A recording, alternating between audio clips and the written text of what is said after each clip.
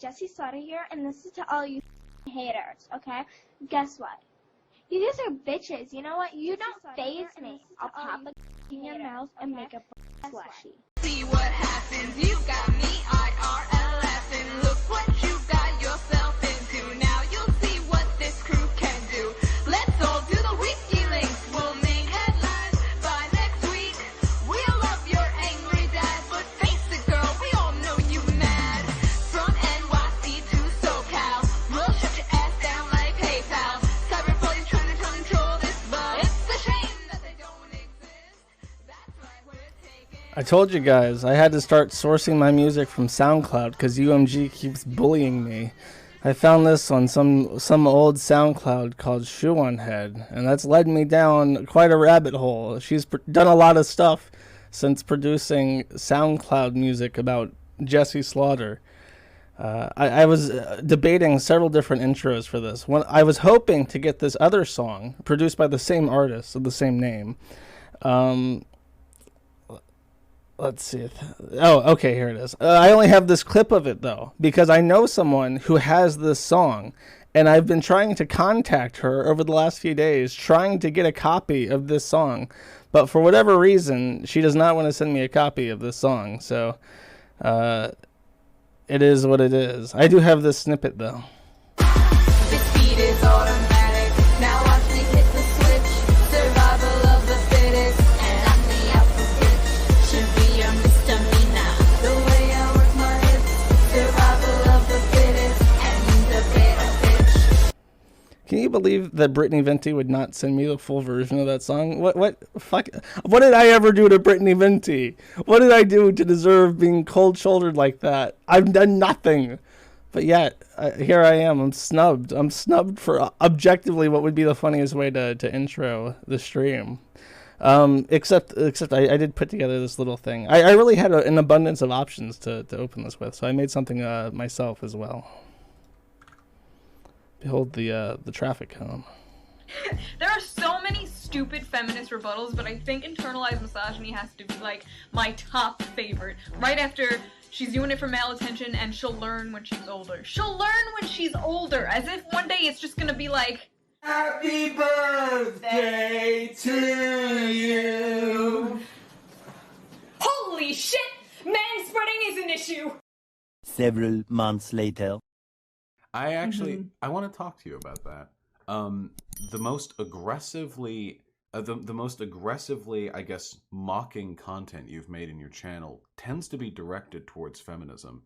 How do you feel about feminism, broadly speaking?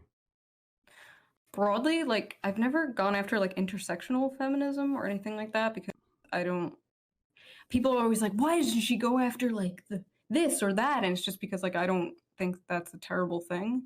I usually just critique, I guess you would call it white feminism, although I don't really like that term. I usually say second wave feminism, but yeah, either way, it's also very white. So whatever you prefer to go after, like TERFs.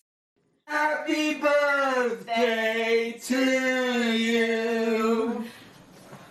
holy shit, White TERFs is an issue. I just had an abundance of things. That's what I could put together. That's my sense of humor. I find that funny. Okay. Now my intro is very edited heavy. I put a lot of thought in how I wanted to roll this information out because June has been around for so long that I think everyone has a different opinion, a different perspective of who she is. So, that's an issue, and that's why I've decided to go kind of chronologically over everything that I could find.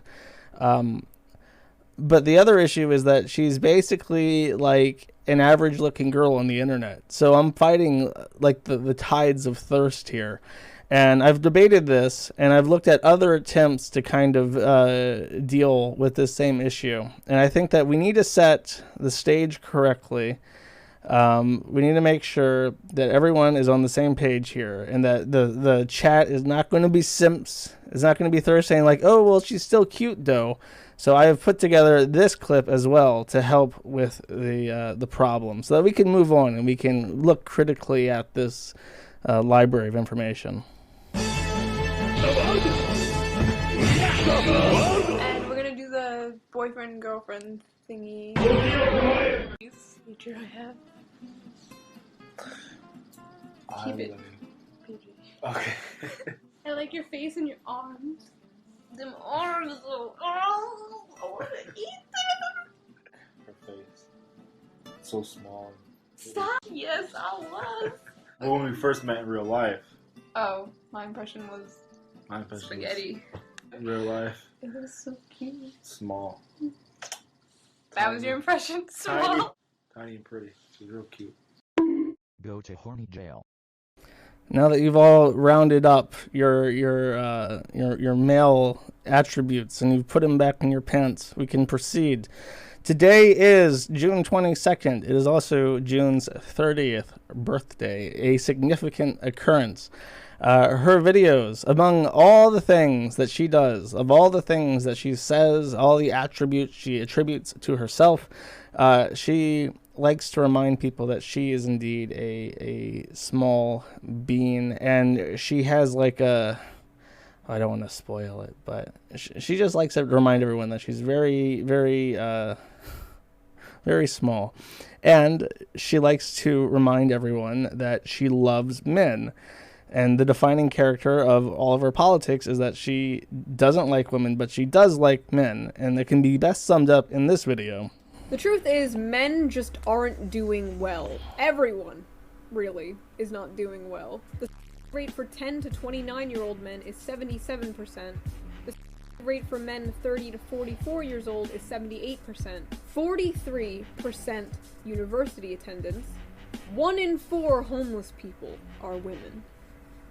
All the most dangerous and fatal jobs are held by men. 42% of UK men aged 18 to 45 considered. 41% of men who contemplated felt they couldn't talk about their feelings. 32% of men who contemplated didn't want people to worry about them. So, every man a king. Feminism bad. And the issue with this is that her simps are people who need to be told this by a woman. So there are people who have a naturally low opinion of women, and they still need like a woman to mommy them and to tell them things that they hear. So her audience is naturally one that conflicts with her, because she personally is attracted to like hyper dominant men who submiss her, and the kind of groveling sycophant who reply guys to her on Twitter and watches all her videos and takes their politics from her secondhand are not the kind of people that she's naturally attracted to. So she's built up this community of male watchers who like idolate her, and that's not what she wants, but she does want the male attention. So it's kind of at odds, and that's why, as I'll demonstrate, she monkey branches between popular men in her circles to her current situation where she has just turned 30 and she has no male in her life despite wanting to be a housewife. And to really understand how someone ends up like this, you have to start in the early life section of her Wikipedia bio.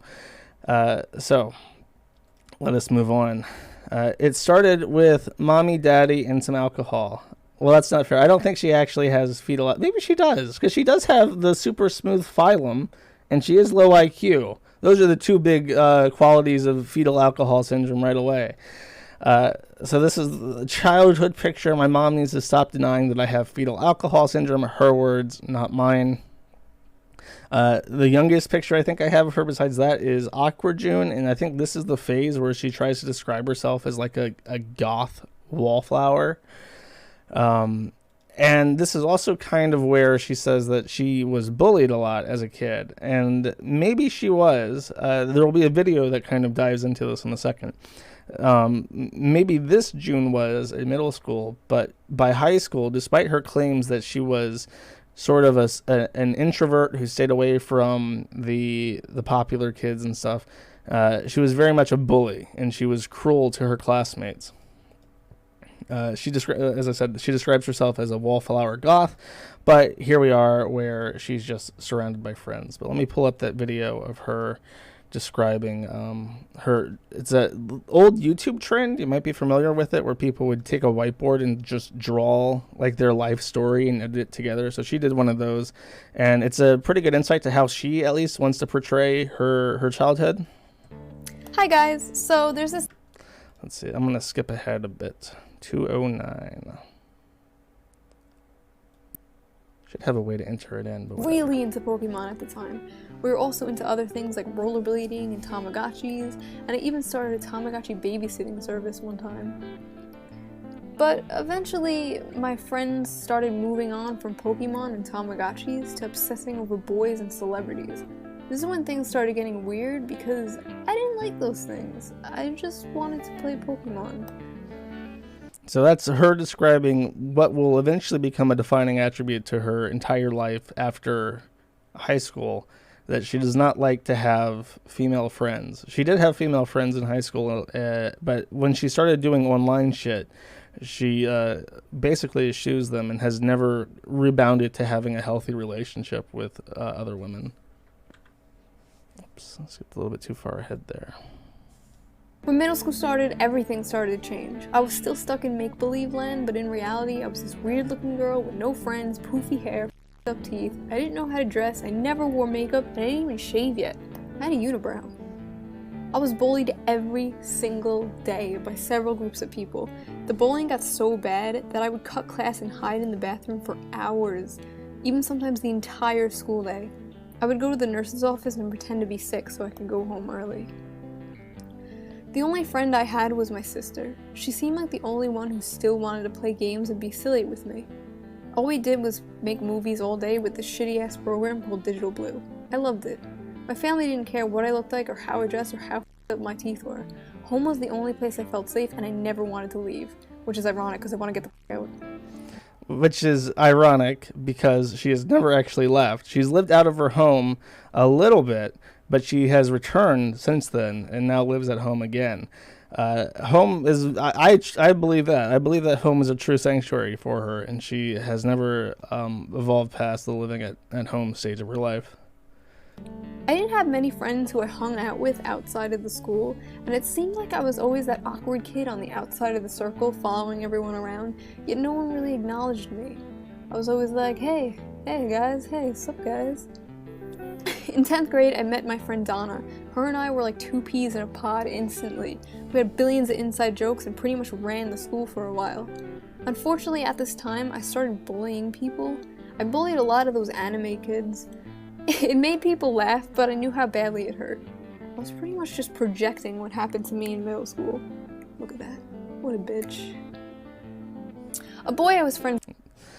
So, that's true. That's consistent. Her whole "I was bullied too" thing. I don't think anyone has corroborated that, but she's been pretty consistent, and her friend has also been consistent in saying that that she was a bully in high school, and I think she's just kind of stayed that way as she's progressed. Not that I'm one to talk, but I always try to. I don't know. I don't really see. My thing is, I do these videos. I stream because I like to talk to people and see people in chat. But I don't really care if she ever watches these. She has me blocked on Twitter, so she could possibly not even know. I didn't really give a shit about my life anymore. The only things I looked forward to was my bunny Theodore and the internet. Theodore unfortunately passed away during his neutering operation. It was really unexpected and probably my breaking point. Look at that little face. My little angel. It threw me into a worse depression. I dropped out of college finally and stayed in my room being a depressed little shit all day. I spent most of my time visiting a certain internet community and making friends there.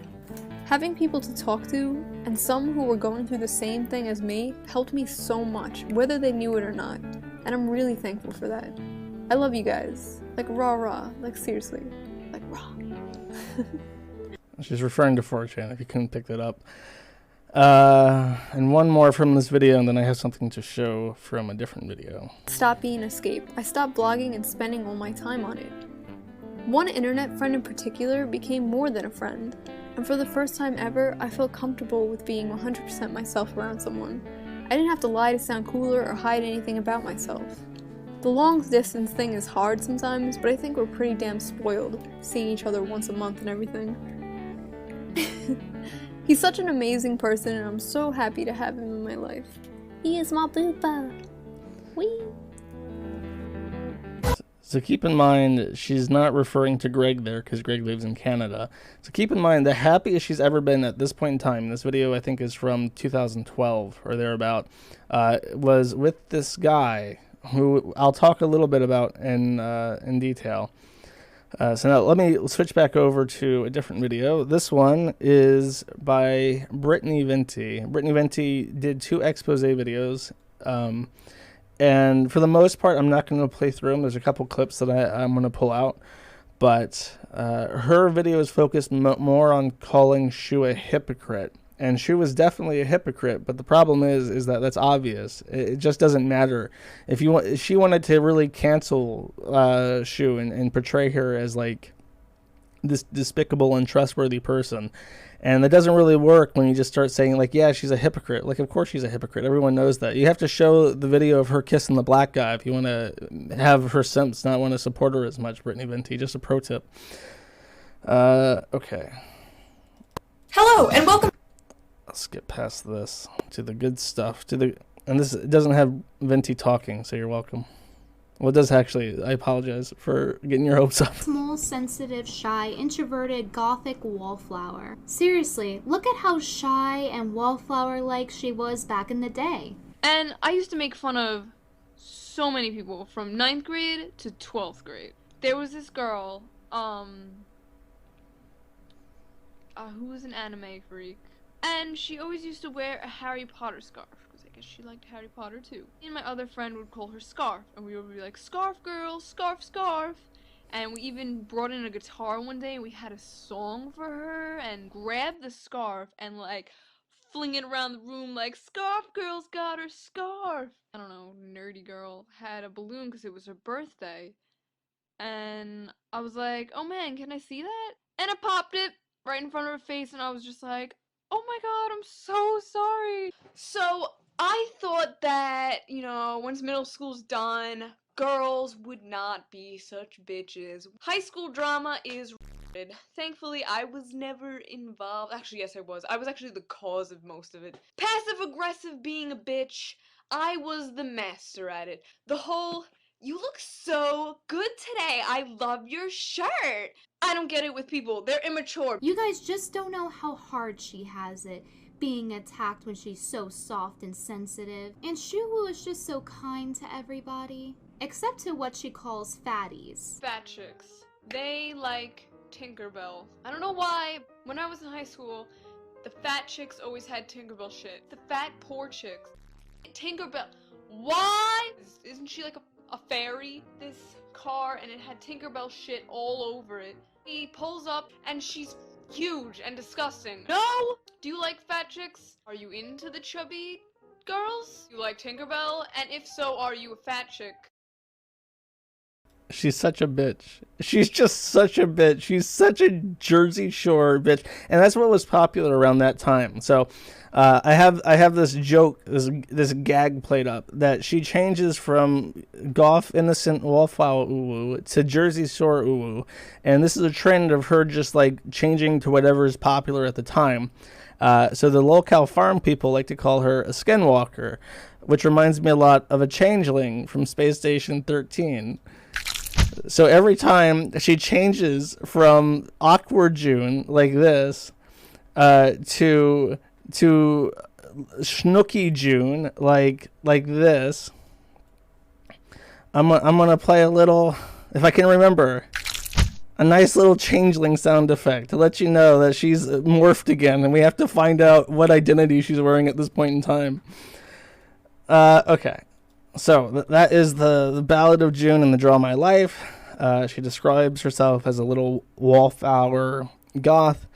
Very unclear then why she has so many friends. Here's one, I think that's Faith.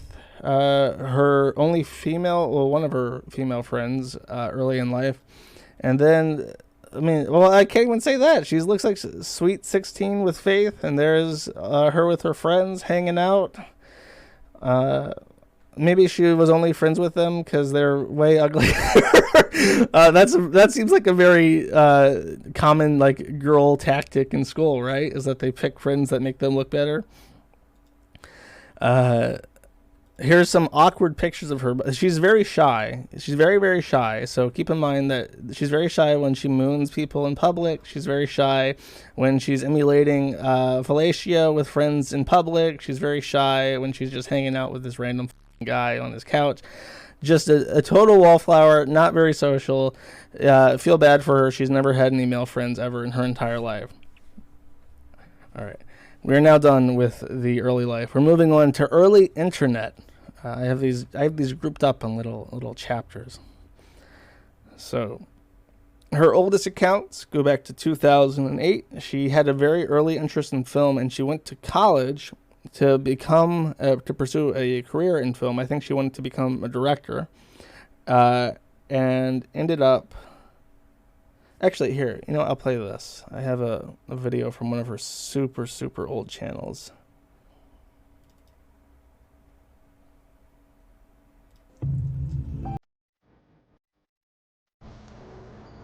I know what you are.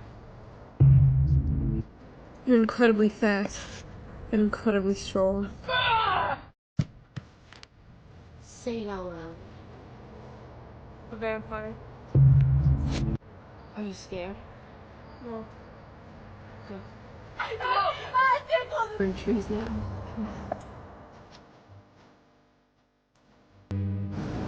You a vampire?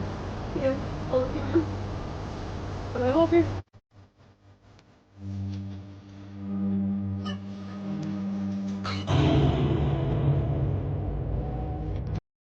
So that's a little Twilight fan movie that they did as teenagers. Very, very common, from what I understand, for kids interested in film to like make shitty little movies or vignettes like that with their friends.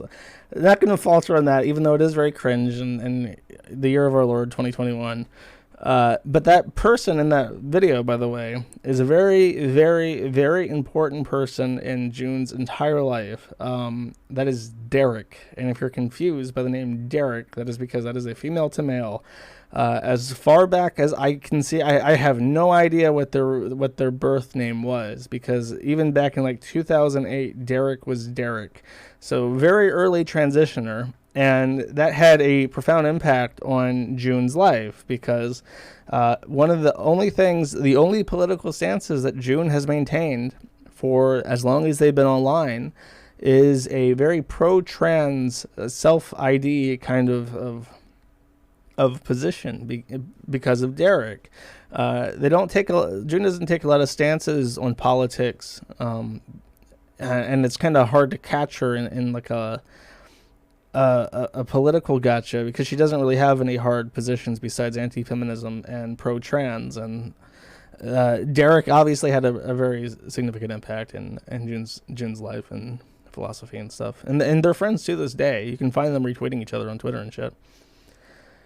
They also tried to do some comedy. So I'm gonna play. Are you ready, chat? I'm gonna play you some comedy. Hey, what up, everybody? My name's Nikki Lasagna. I come from Long Island, of course. You're watching Jersey Shore. You're thinking that all Guidettes act like that. Nah, alright? You gotta listen to me right now. You listening to me? Okay. They have the audacity to make it seem like we're all classless, and we're not, alright? Alright, so I was in the bathroom, and I was doing my hair, and all of a sudden, I hear the TV going up in Jersey Shore, and this Snooki girl's just sucking on a pickle. What is that? You come up here, Snooki? I'll show you how to fist pump in the face, just like that guy did to you in the club. You know what? You deserve it, because you have the audacity to run your mouth. I have a cousin, lives in Jersey. He died, alright? He just died because he went to Jersey and he just died. My mom today, she was talking about something about the ozone layer defeating or something. I don't care about the ozone. Like, where is that? Like, outer space? Like, I don't care. Like, that's where rocket ship goes. Like, rocket ships can do whatever they want. Like, if rocket ships come down here and have the audacity to talk to me, then go ahead, come down here and talk to me. I don't care. Punch you in your face. Gym tan laundry. If you remember that, you're good to go. After the gym, of course. I love that video. I love the way she says the fucking audacity. I can't even hope to touch that impression. It's so pitch perfect. She's not technically from Jersey. She's from New York, and that's okay though, because nobody from Jersey Shore is from New Jersey except like one or two of them. The rest are from like New York and Connecticut and Rhode Island. I think Snooki was born in Chile. So that's they're all over. This is truer to form, to her original changeling form, than her small bean shit. Anyways, I thought you guys would appreciate that. Okay, now we move on from early life. There's I could mention some stuff. She's had like one real job ever. She was like a makeup technician, and apparently that paid pretty well. I mentioned the film school shit. But really, she just kind of sat at home and played on the internet. So that's where we're going to go next, to the internet, where all tragedies start. So she was exposed to 4chan by her male friends, and she is the embodiment of this thing that I had to pull up to remind people was a thing. She is the cancer that is killing B. She joined around that time in early 4chan history. She was probably a participant in the counting threads. And she stole her name, Shoeonhead, from a meme that was popular at the time with trolling cam girls and asking them to put shit on their head. So her identity is just completely forged in early Chan cultures. And that's because that's where all her friends were.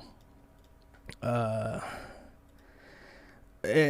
Queen Boxy, yes, okay, I'm getting to that. Don't you worry, I promise you. Okay, so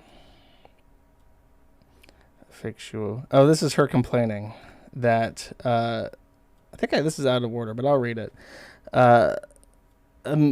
She stole her identity from a popular e-girl at the time named Boxy, who has the thick eyeliner, who has the weird, quirky way of talking that I'll show in a couple videos. And this is her claiming years later that that comments on Boxy pages today say, this looks like Shoeonhead. She's like imitating Shoeonhead, and she's so proud of that she's forged her identity, copying the style of this random woman who has since moved on, by the way. Boxy has completely forgone the internet and has established herself like a real life and career, and is no longer holding on to this visage of this ultra personality. She also, oh god, I'm gonna torture you with more music. I have it slated here to play more music.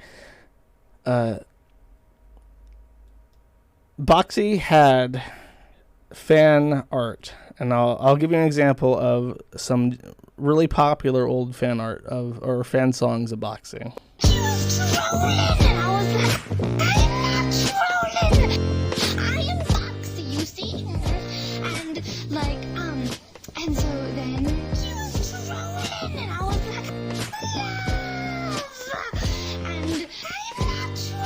So that's what she's going for, right?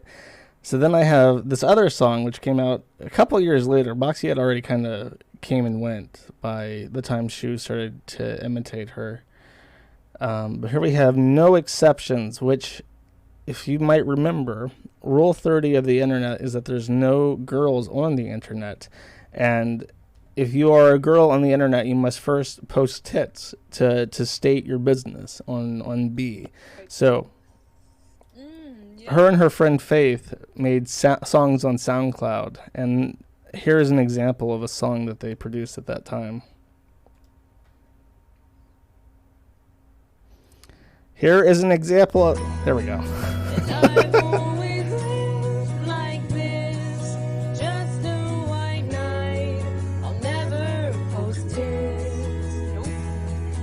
How'd that work out?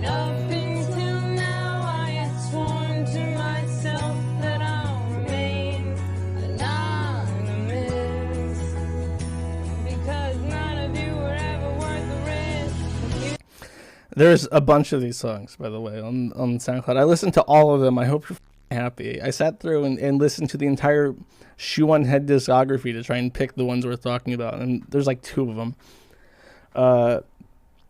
And there's also, to show you her dedication to Boxy, there is this other song which has since been obliterated from the internet, but I found a remix of it, and I'll play that. We saw her face, it lit up the place, it made the sky. This is all a Shoe, by the way. She's playing guitar, she's singing the lyrics. I don't know who did the auto-tune. I'm assuming that the remixer did it in good faith. Open up wide and say, hey, hey, this is the day your life turns around. No need to frown now. Boxy, Boxy, Boxy, babe. She made everything okay. Boxy, Boxy, we were never the same. Like a prophet, but we're insane. So she really liked Boxy, is my point. Oh, I remembered. Now we're in Boxy mode. We switched from the Jersey Shore, and we're now wearing Boxy skin, which is why Boxy has disappeared. She's now, her meat is buried somewhere in New York, and June's been walking around in her skin for the last 10 years. Okay, but she did not participate mostly in 4chan. She liked smaller, controlled environments where she had more male influence and more male attention directly. So what she did is she got involved, which were popping up at the time, in these alt-chans. And one of them was called Unichan. I don't know the story of Unichan, but she was the resident hoe. So she would post the selfies, and all of the guys would fawn over her, and she would say, "No FAP September, FAP now." And this is on Blog TV, which was wretched, if you remember that. I can't. Is this not going to animate? She apparently, this is, I think, Blog TV, and I think she's like shaking her ass on camera and stuff. And this is a letter to the admin. The admin is named Ian, and she sucked up to him to get favors, and I'll read this. So I'm writing this at like 3 a.m. because it's bothering me.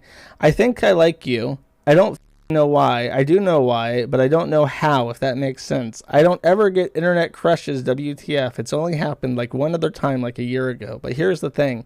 He made YouTube videos. I used to video chat with him all the time.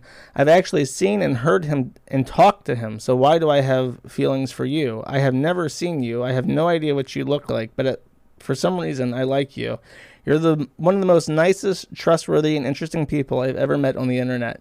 You're incredibly smart, and we both pretty much have the same type of humor. And I hate for the same people. You love animals, and you're vegetarian and shit, which I think is awesome. Just the way you talk, explain things, rant makes me admire you. She's 20, by the way. Boxy did her thing when she was like 16, 17. Shu adopts this at like her early 20s. This is her talking in her early 20s to a Chan admin.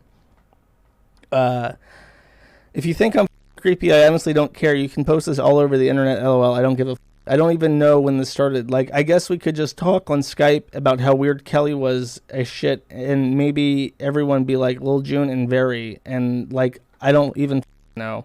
But when you were drunk and saying all that nice stuff, it made me realize that maybe you felt the same way.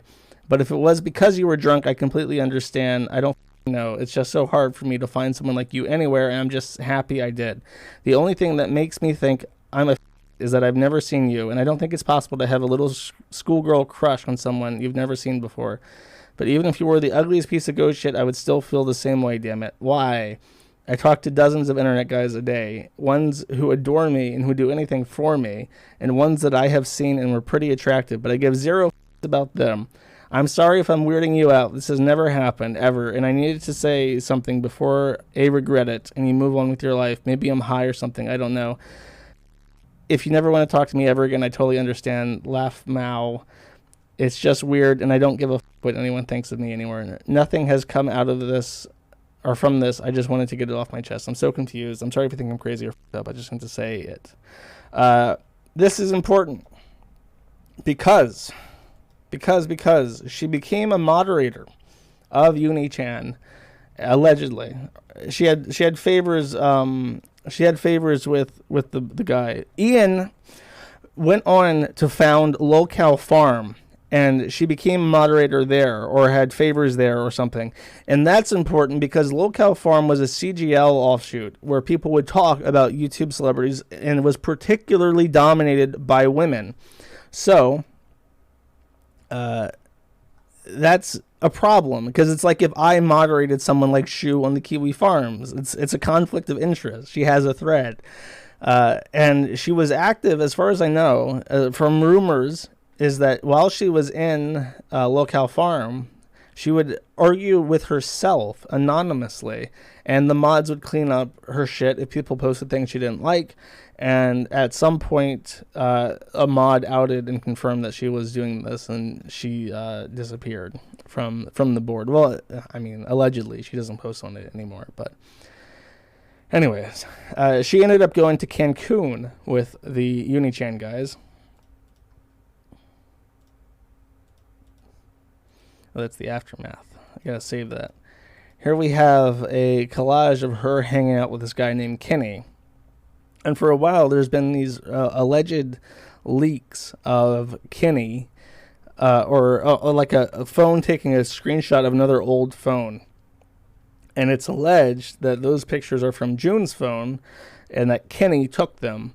And that is based off of this this post from June Laporta on Facebook saying, and I've read this before, but gather round, children of the internet, because I'd like to tell you a little tale about friendship, trust, and neckbeard. Once upon a time, around the summer of June 2012 to be exact, 4 good friends from the internet planned to meet up in Cancun. A beautiful place full of free food, gorgeous beaches, and regret. When the 4 friends met up, everything was going great. They had many laughs and bonded over drinks and inside jokes till the sun came up. Around this time, however, one of these so-called friends remembered that partying and having a good time was not like him at all. This was not his life. His life was dedicated to a dying, irrelevant image board. His life was gathering information like a slimy snake and showing it off to his other slimy snake friends via internet. His life was pathetic. This creeper snuck into one of his friend's room while she was not there. The friend had intense growing feelings for her. The friend who told him she just wanted to stay friends. The friend that told him, no, I don't want to go to dinner with you, and yet he still made reservations for 2. He snuck into that friend's room and went through all her personal belongings. Then there he found her cellular device. Now by now you might be thinking, what the f***? Well, sit down, it gets better. He then proceeded to look through her private photos, messages, and who knows what else. And like the creepy, slimy he is, started snapping pictures of said private photos with his own phone. What he saw might be classified information for now, but I do know he was feeling at the time. Jealousy, hatred, and most of all, embarrassment about the size of his own.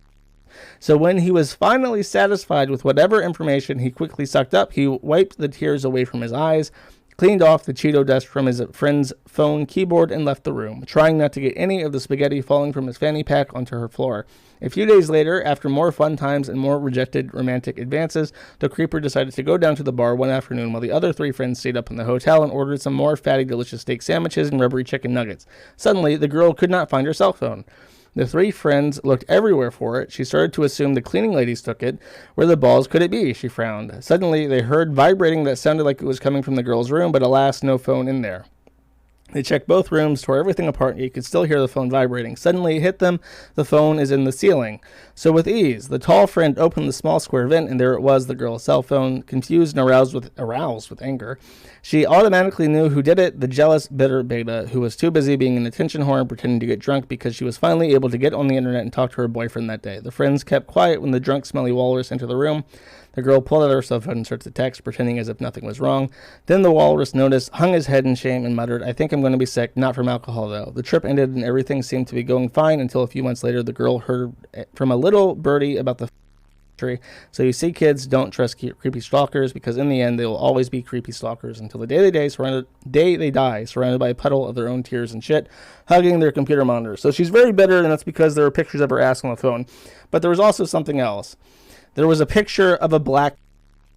So it is now time to talk about Andrew Amir, who, according to June, if this post is to be believed, I was 22 when I got my first kiss/relationship.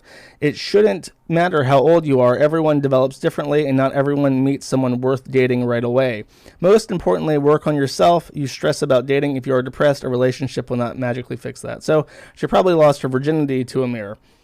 This, of course, is Amir. I did not Photoshop in the bucket of KFC, or the picture of Obama, or the badge of Africa. I did not even notice that until I assembled this already, and I was like, oh, well, f- it, I'm not going to take that out. Now, I have some notes here. Give me a second. She broke up with him because her audience, which was developing at the time, hated him. And this is the person that, as far as I'm aware, in her Draw My Life video, made her very happy. Despite this being her very first serious relationship, and despite the fact that this was a man who apparently made her very happy and was her first time and made her life all special and good, doesn't mention him, doesn't talk about him in videos, doesn't talk about him on Twitter, and he's dead. In case you're wondering, Amir is no longer with us on September 28th, 2020. Andrew Amir, at 27, lost his life when he was shot during a carjacking while working as a Lyft driver. And, of course, because many things can be forgiven by an army of simps, one thing which cannot be forgiven by an army of simps is burning the coal. So she did not mention this. However, I found out about this, and yeah, he paid the toll. That's not fair. He didn't do anything wrong. It's her fault. But I mentioned this in the stream. You may remember if you watch my streams often. I brought up the fact that she had dated this guy, that she never mentions him ever for any reason. And I mentioned that he had a GoFundMe. And 2 days after I mentioned that he had to GoFundMe for his funeral expenses, after 2 months, after months of no active, after the months after it happened, 2 months after the last donation, and 2 days after my stream talking about this, a $300 donation from June Laporta appeared on this GoFundMe, which is very coincidental, but I think anyone can enter the name June Laporta, but the $300 is definitely real, so I find it hard to believe that $300 were thrown at this just to make me a little bit suspicious of June listening to people shit talk her. She didn't share the GoFundMe on Twitter or anything where her fans might have been able to reach that $2,000 goal for this guy, but she threw in $300, which is approximately 1/15 of her monthly Patreon, so that's good, I guess. Very nice.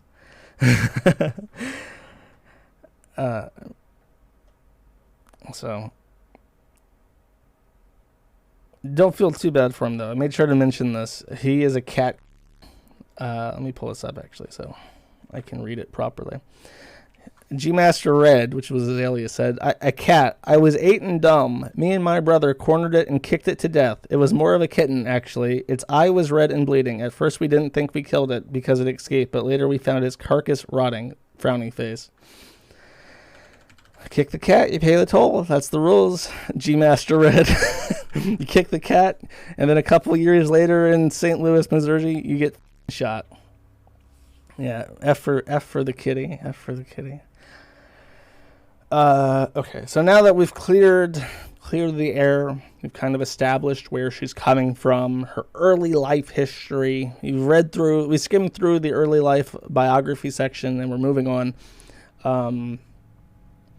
She's experienced cultural enrichment. Supposedly, she says to her friends, like V or whatever, back in the Sargon days, that he was abusive. So maybe that's why she doesn't talk about him. But now that she's been culturally enriched, we're free to move on and talk about her personality a little bit before we get into the more chronological review of some stuff that's happened. Let me go ahead and pull up Firefox again.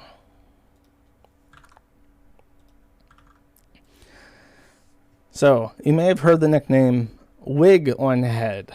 It comes from this post on July 26, 2016. Trichotillomania is a pretty rare disorder. It's an obsessive compulsive habit to pull hair out of your head or body from its root. It's a bit like a stronger nail-biting habit put there by our ancestors need to groom themselves. Pretty interesting. It's been known to affect mostly women and starts at age 9 to 13 and is triggered by intense depression or stress. I've had trick since I was 12 years old. I didn't tell my parents I was the one who was making my hair fall out and causing all of these bald spots. I was too embarrassed to say I was doing it myself because what a crazy and random thing to do to yourself. I was embarrassed and confused. I sent out all different doctors and even had a biopsy done on my head. She says, why the wouldn't I just tell them it's me? I wanted to strangle 12-year-old June. Yeah, that is kind of weird not to tell your parents who are spending all this money, thinking maybe you have cancer or some shit, that it's you doing it. But eventually my parents caught on when my mom caught me pulling out strands of my hair and learned what trick was. By golly, was that the cherry on the top of already being bullied relentlessly in school. For the next 3 years, I wore bandanas and headbands to my class, would have them yanked off of me. Why the fuck are kids so evil? Who the fuck would make fun of someone with cancer? This makes me laugh so hard now. Years ago, I never would have told anyone about my trick. If they asked me I was wearing a wig, I would deny it. Today, I flat out tell them I wear wigs and I have a disorder. People always think it's cool and go, wow, it must be nice to change your style every day. It's true, but expensive as like $300 to $20,000 expensive, but I guess whatever. So, important thing to understand when you see a picture of June, you have never seen her hair. You have probably never seen her real hair. Every picture of her that you see is a wig, and has been for forever. Even her early pictures of her as a teenager are wigs because she doesn't have a whole lot of hair. So she says here, do you still wear wigs? Hi, June. One more question about your trick. In your early videos, when you have shorter shoulder length hair, is that your natural hair without the wig? She says, no. Everything you have seen on YouTube are wigs. I have not worn one. I haven't not worn one since I was like 13. It's funny. I went from shortest hair to shoulder length in a month on YouTube and nobody noticed. That's how you know I have a mostly male audience. That's true. This picture from her recent nude leak is the closest thing we have to a Shoeonhead hair on wig, wigless picture of her. I think people have seen every square inch of this woman's body except her scalp at this point, because she keeps that a more closely guarded secret than her butthole for whatever reason. This is a picture of her with natural hair. She's wearing a hat, and you can see, based on just how it falls, like if you look at a woman who has long hair, you'll know that it usually covers the cheeks and goes down, even though she has her head kind of tilted back. You can really see that it's thin on the front and thin even throughout the middle. And yeah, even though she's wearing a hat, you can still tell that she probably has like some kind of mange look going on. Anyways. So the second thing of that I have written for her personality is that she is a small bean. I've hinted at this. She's the smallest bean. She has, as far as I can tell, always described herself as small. I don't know why. I think that when she was like in high school and talking to boys would always say, "Oh, you're so small," and they would try to pick her up and stuff. And she loved that kind of male of attention. So she's always maintained that she is a very small girl. Best described by this very intolerable video, which I'll play precisely 10 seconds of. I am in my finest get up because I am jail after all. I'm like 5 years old according to the internet. Jenny McDermott, who made a video about Thunderfoot's For some dad reason, dying. this reminds me of, oh my god, what's her name? That weird Jewish lady from New York that Ralph is with. The Digibro XGF. Oh, I'm blanking hard, man. But you know what I mean. The whole, oh, I'm a little, I'm a itsy bitsy teeny weeny little girl. Ooh, I'm 5 years old. Oh, May, that's right. Okay. Pantsuit party, that's right. I am getting old. I'm getting old. I'm going to turn 30 one day. And you guys can pull this stream and you can just send it. You can at me on Twitter and say, hey, Josh, you're 30 now. You still a small bean? Oh, wait, there was more to that video. My notes even exclaim, but wait. Oh, because I remember what happened. I'm excited. I remember. This is funny. She is, in general, like, just leaves out all those comments, but just the one where I make fun of her forehead she keeps in, which, by the way, Jenny, I have a huge... She has a huge forehead. That's more than forehead, June. I'm noticing some scalp. You can. This is probably the closest to early June video revealing the scalp, and I picked this up. I mean, I don't think that's just her forehead. Maybe I'm wrong. I'm a crazy person, but it feels like there's like a good inch that should be hair there that's bald. And I just noticed this randomly when she did this. I'm like, wait a second, there should be hair there. So that's just an unfortunate side effect. Oh shit, I shouldn't have closed VLC because now I have to reopen it. Oh, thank God it works. Praise the Lord. Linux is not as shitty as I think it is.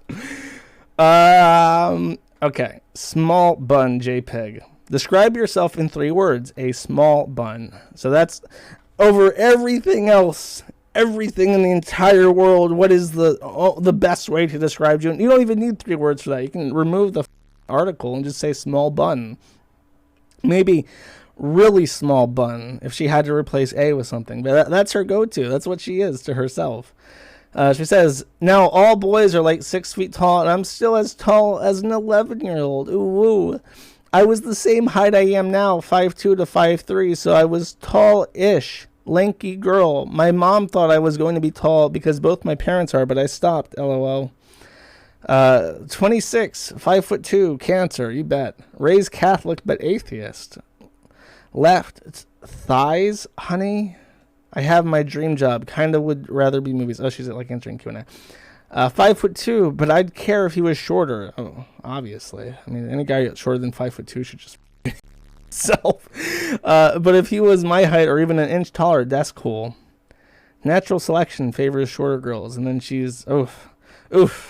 Wait, I have another sound effect. I've got clips for days. I need one of those streamer boards so I can play my soundboard.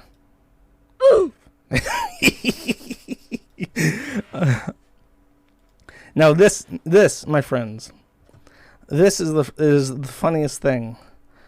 The whole like small bean uwu thing is like a super, like, women like to make fun of her for that because that's like a catty girl thing to talk about, right?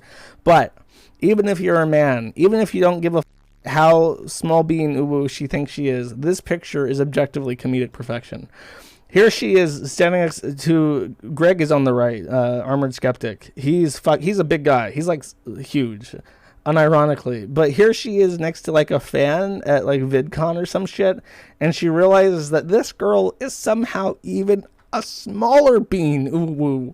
So she has to buckle her knees to be shorter than her in this picture. Both knees are bent down, like just a little bit, so that she's shorter than this girl. And it's super obvious. And this girl is a champion for posting this picture on the internet without cropping that out. Just amazing. She's wearing like a gross collar in that too. We'll get to that though. Oh, and she likes to make fun of fat women.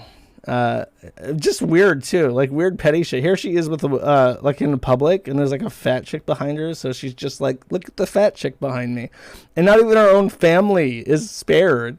Go socialize with your cousins, and she's doing like that disaster girl face, but then behind her they're all fat. So I guess that it's like, oh, she's like, oh, I'm too good to talk to my family, they're all fat and I'm the smallest bean, I don't need to talk to them, I'm too good for that. Okay, and there's one other thing in my personality. This is all defined as personality, by the way. This is as much as you get. She has, for whatever reason, consistently described herself as a lesbian, or I'm sorry, not a lesbian. The belief that bi people are bothers me. I've only ever been with a man, and I'm going to stay with him. I'm still bi. Okay, so she's never, and it's not just that she's only ever been with men. She's never been attracted to women. I have my notes here, by the way. I have to play something. It's not just like she just casually describes herself as a, and it's just like, oh, whatever. This is how she portrays it to her friends now that she's on the progressive left. Here comes that big gay. Heads get out. Heads get the wall. Anyone being caught straight will be arrested on the spot. That's her sense of humor, by the way, is that she's just like, oh, I'm gonna be a woman and I'm gonna be obnoxious and I'm gonna support the right politics in my humor. So therefore it's funny. It's parody at best, and parody is the lowest form of humor. It's like, this is you. This is how dumb you sound. Wow, that's a big gotcha. I'm taken aback by that level of stunning wit. But I guess that's enough if you're a woman. If you're a 5 out of 10 woman on YouTube, you can get $4.5 thousand a month just being like, look, I agree with you, and I'm also a woman. Oh well.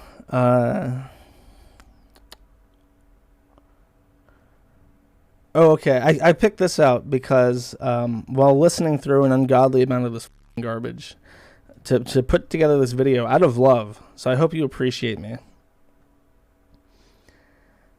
Here.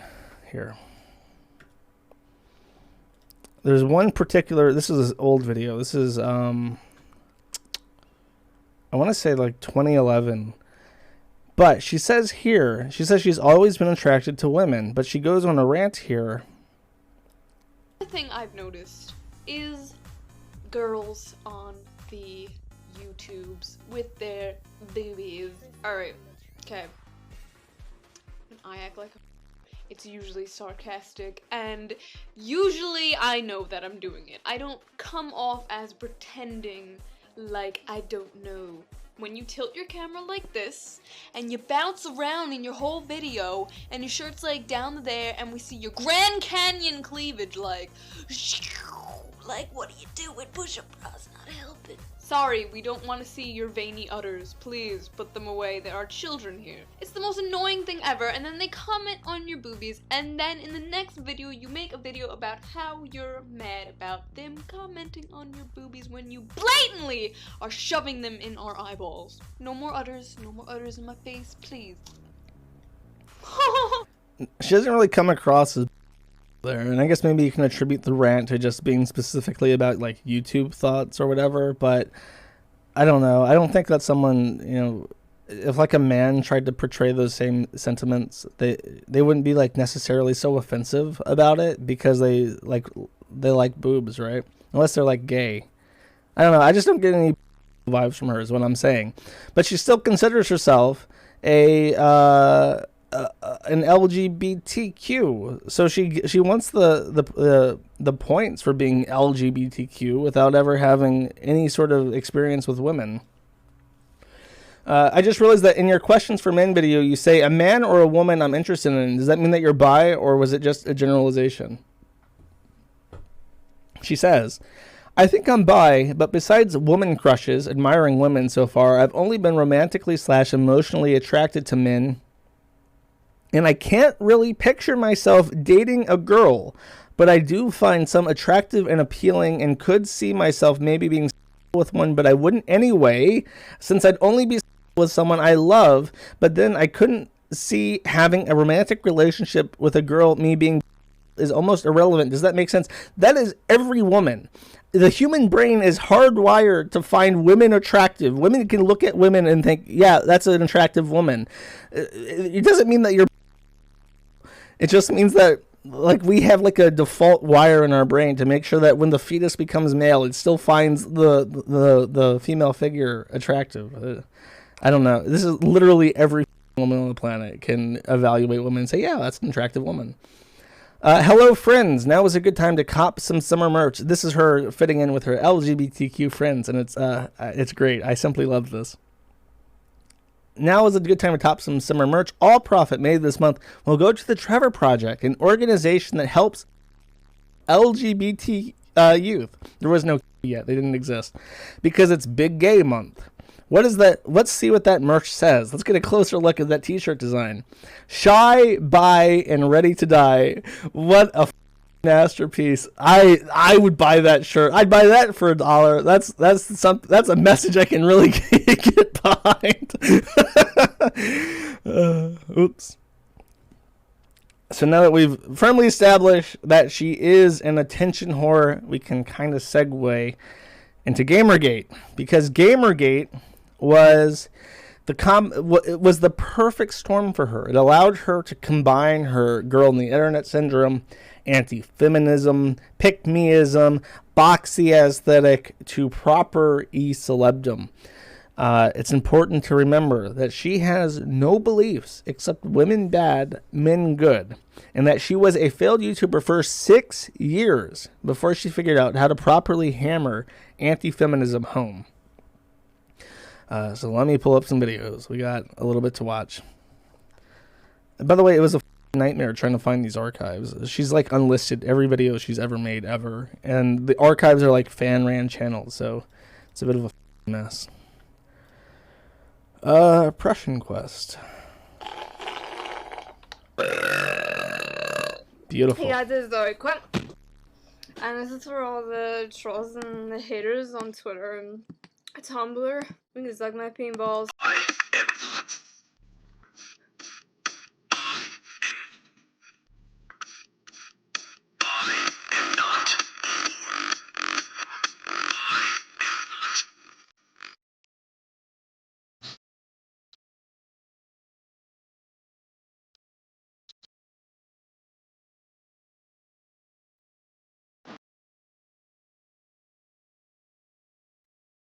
Histrionic personality disorder quest. Oof, that's a little bit of an ironic statement to fling at Zoe Quinn. Too long didn't watch of this video is that she's ecstatic that she was in a Google Hangout stream with Mundane Matt. The Mundane Matt of Gamergate. Can you believe that? So she really catapulted to the tippy tops of e-celebdom at the time by being on Google Hangout with the Mundane Matt. And a bunch of other people. I think maybe Sargon et al. Were involved. But she was just happy to be there, surrounded by popular men, as she had always dreamed of. Sorted out, and I really hope there is a site for you guys to look at reviews and like trust what you're actually reading one day. So I just want to say thank you for helping me hit 10,000 subscribers, even though it freaks me the hell out. I love you all, you guys, and I'm starting to see like usernames, and I'm starting to recognize people, and that makes me really happy, and hope we get really close and maybe become like a really big family, and that'd be pretty swell. Yeah, I'm excited. 10,000 people, 10,000 subscribers, and I didn't even have to sleep with anyone. Or did I? Oof.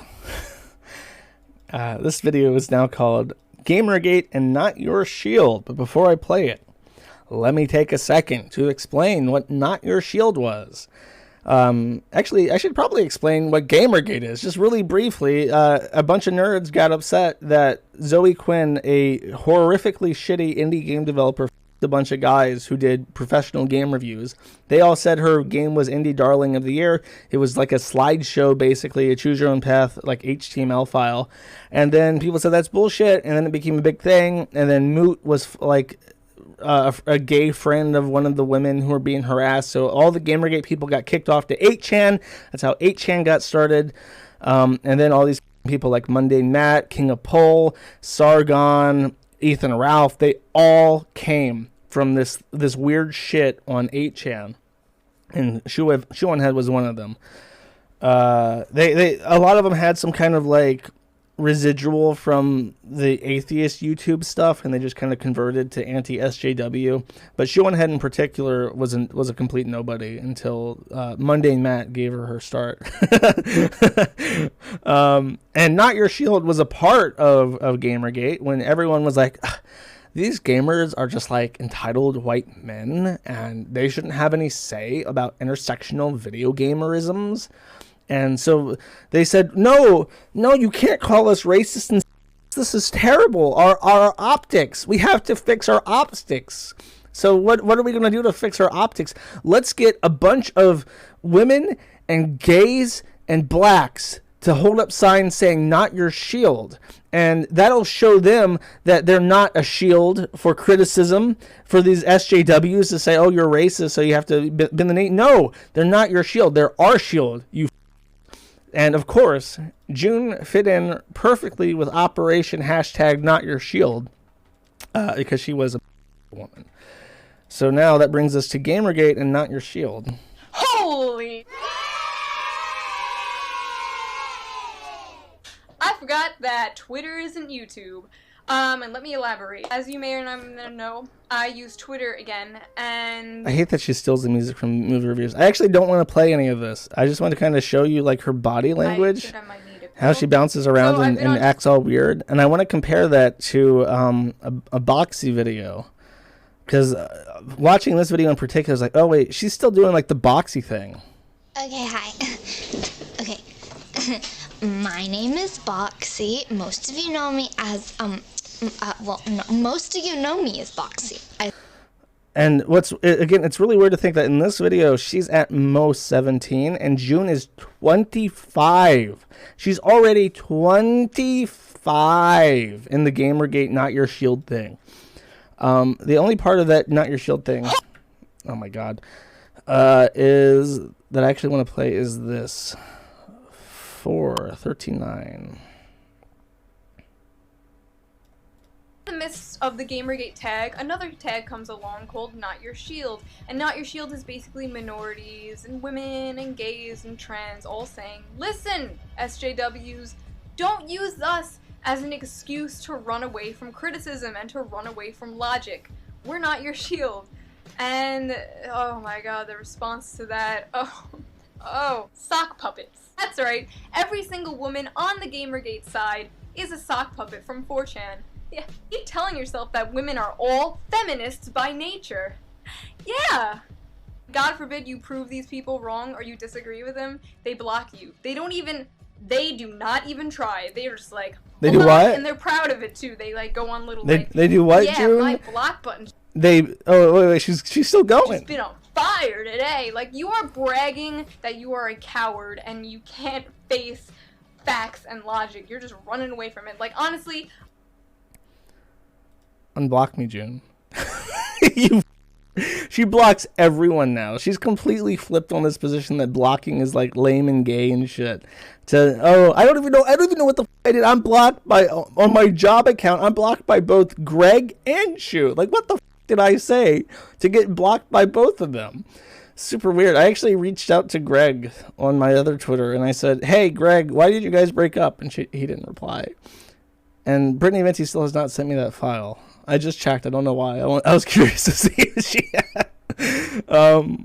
Anyways, that's the only reason why I want to show you that. The whole thing about blocking people.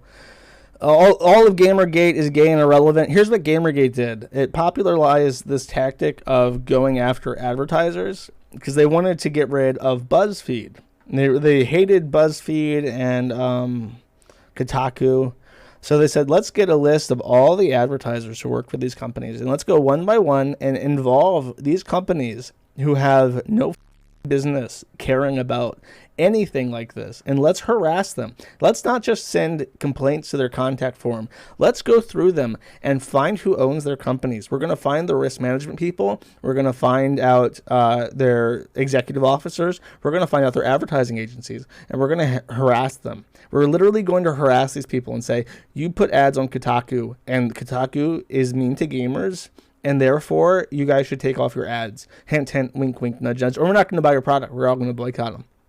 So if you want to know why suddenly companies in the US are like hypersensitive to any kind of controversy and shit, it's because of Gamergate. I truly believe that. I think that if Gamergate had not have gone after advertisers the way they did, that it wouldn't have happened so fast, especially that companies are politically active because they have to be now. They have to be super sensitive to what constitutes a controversy, and they have to avoid it at all costs. And it's entirely because of Gamergate. I have never heard of that happening before Gamergate. It was always a separation between business and the content of a site. So good job, guys. So she had her rise at that point, and it kind of ended after Trump. I would say, like, after Trump, she stopped being as relevant. This is her graph tree on. And she hid how much money she made in, like, 2018 or something. She kept gaining subscribers and kept gaining money. But by the time Trump was elected, let's see, she kind of plateaued. But what's interesting is that if you compare her in video rank to all, you can see that she was in the top 300 or so, near almost top 200. And then since then, she's kind of slid from 400 to 600 now. So while she has pretty much kept her income, she, relative to other creators on the platform, particularly left-leaning ones like Chapo Trape House, which I just butchered in pronunciation. I don't know if it's Chapo or Chapo or whatever the but compared to the other gay people like Cumtown and Chapo Trap House and Jem Sterling and all that shit, she makes a pittance compared to them. So it's kind of hard to say. A lot of people just call her a grifter. She only cares about money, but she makes more than enough money than she'll ever need at her current income level. She's pretty good, and if she's been saving up, and I imagine she is, because what the else is she spending it on? She doesn't show off wealth. She doesn't show off like new cars and apartments. Like, she lives with her parents still. So if she's saving money, she's like set for decades at least. Especially considering this is only graph tree or Patreon income. This is not including AdSense. This isn't including merch. This isn't including anything besides her direct income from Patreon. And we're only guessing that it's probably like $4,000 now. I can't know for sure. But her desire really seems to be popular. I'm pretty, because she doesn't like shill as hard. She could make more videos. She could kiss more ass. She could make more money if she really wanted to. But I really feel like she just wants attention from men, and that's everything. Everything. It's been her guiding force from the very start. When she started buying mugs, it said feminazi tears, and making her anti-SJW videos. It really is just, I'm one of the good ones. I'm a girl, but I hate women. I think men are great, and that's and a certain demographic of men loves that, and they give her everything that she wants in return, and she loves that. So in Gamergate, the wellspring of pure unadulterated evil, which it is, Sargon, Don Sargon himself ordained, he gave his permission to marry the daughter of Gamergate with Armored Skeptic. And so it was that Armored Skeptic and June met each other in unnatural matrimony at the direct request of Sargon, which is weird because if you look at the picture of her dad on the left and Greg, Armored Skeptic, on the right, it's the same image, like 1-to-1. So that's an old adage, though. That's not just like June. I think there is some like weird Freudian Oedipus shit going on, because people seem to date people who are like their parents. But let us continue. Armored at the time, to give you a feel for what he's like, he did a lot of anti-SJW stuff. But he wanted to avoid politics for the most part. He wasn't like a huge right-winger or anything. He just did reaction videos. And the political leaning that he took over time was inspired by June. And that's another thing that's kind of weird in looking at the history. I don't know how to feel about is that a lot of people say that, oh, June just wears whatever politics her boyfriend has at the time. And I don't know how true that is, because it seems to be the opposite is true, that she influenced Skeptic. Well, I mean, that's their only long-term relationship I have to look at, but she influenced Skeptic to be more political, and he didn't like that. And she just has this weird anti-feminist politics, and that's the only thing that she cares about.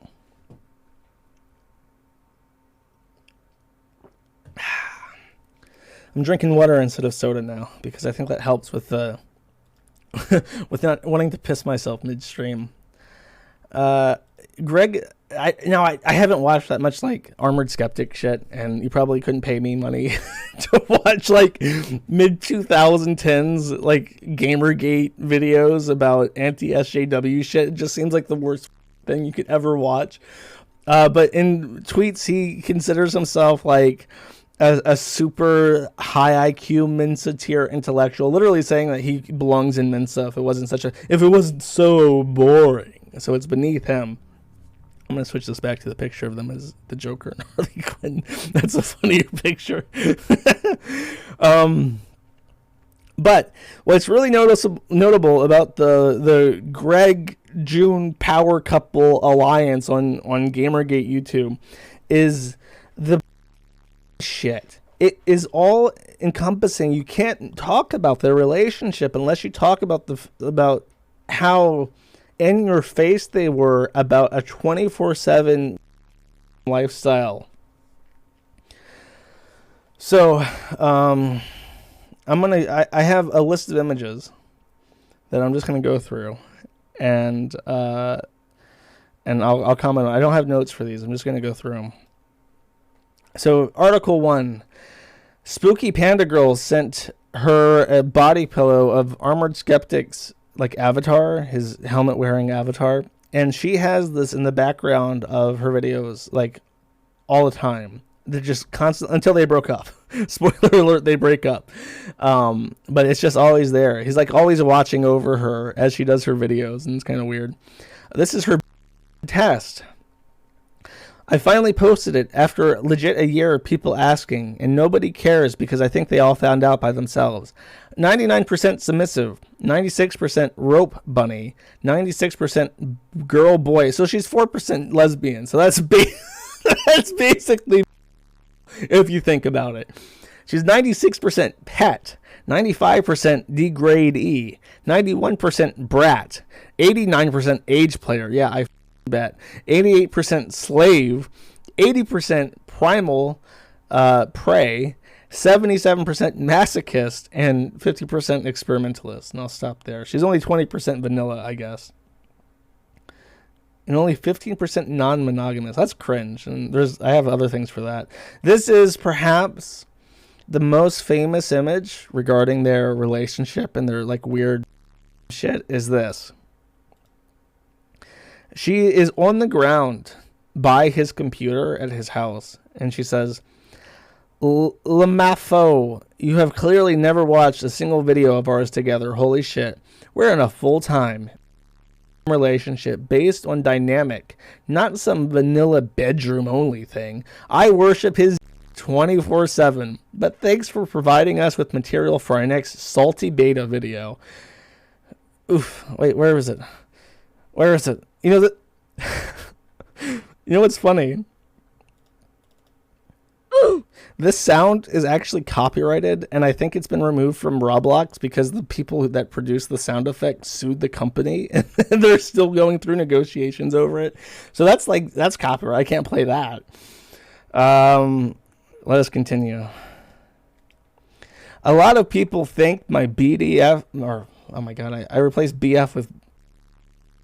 Thank my BF and I for being a positive example of a 24/7 relationship, since 50 Shades is so awful and mainstream. This could be you, boys and girls out there. This could be you if you only opened your eyes to the beauty of the dynamic. Oh, I have to. Should I do it in a robot voice? I really don't want to read this. I'll just set that on the screen. If you're only listening and you have no idea what's on the screen right now, just imagine the grossest shit you possibly could. Imagine Shu describing fellatio to Greg, which is probably what you imagine, the grossest thing. Maybe I'll just read the end.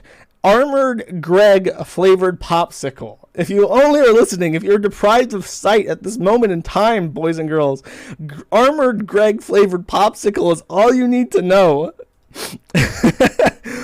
Hello, yes, I am ready to clean Gregory's apartment. And it's just a picture of her in like a maid outfit with a little pink bow. Start with your own room. If you want my advice, trad in the streets, thought in the sheets. And also on Twitter, I guess. Happy International Women's Day. And it's a picture of Greg. I mean, I guess that's supposed to be like a spanking thing, but his fingers are all flayed apart. It looks like he's about to like wind up a punch and just shove his fist elbow deep in her ass. Shoo, I always picture you as super clingy, jealous type, yet you're willing to have an FFM threesomes. What gives? June says, I am super duper clingy and mildly jealous, but if it's a mutual fantasy and they're not sticking around, who cares? A god deserves multiple slaves sometimes. Oh, and of course, because she has to hit all the tropes. Someone says, I bet Skeptic dominates Shoo while wearing a black SS uniform. And then Shoo says to Armored Skeptic, haha, look at this funny post, haha, wouldn't that just be so weird, haha, wow, ha, don't get any ideas, haha. Of course. But really, you have to be a femboy to do that. Let's see. Honestly, if Shoeonhead and Armored Skeptic aren't a DDLG couple, I'm going to be so pissed, alright? Skeptic says, who told you? Sewer Doll replies, I know a fellow little when I see one, and I keep an international checklist of dads. Also, the height difference. Shoo replies, embarrassed face. Oh, no. According to 4chan, Shoo is a confirmed 3D legal lolly.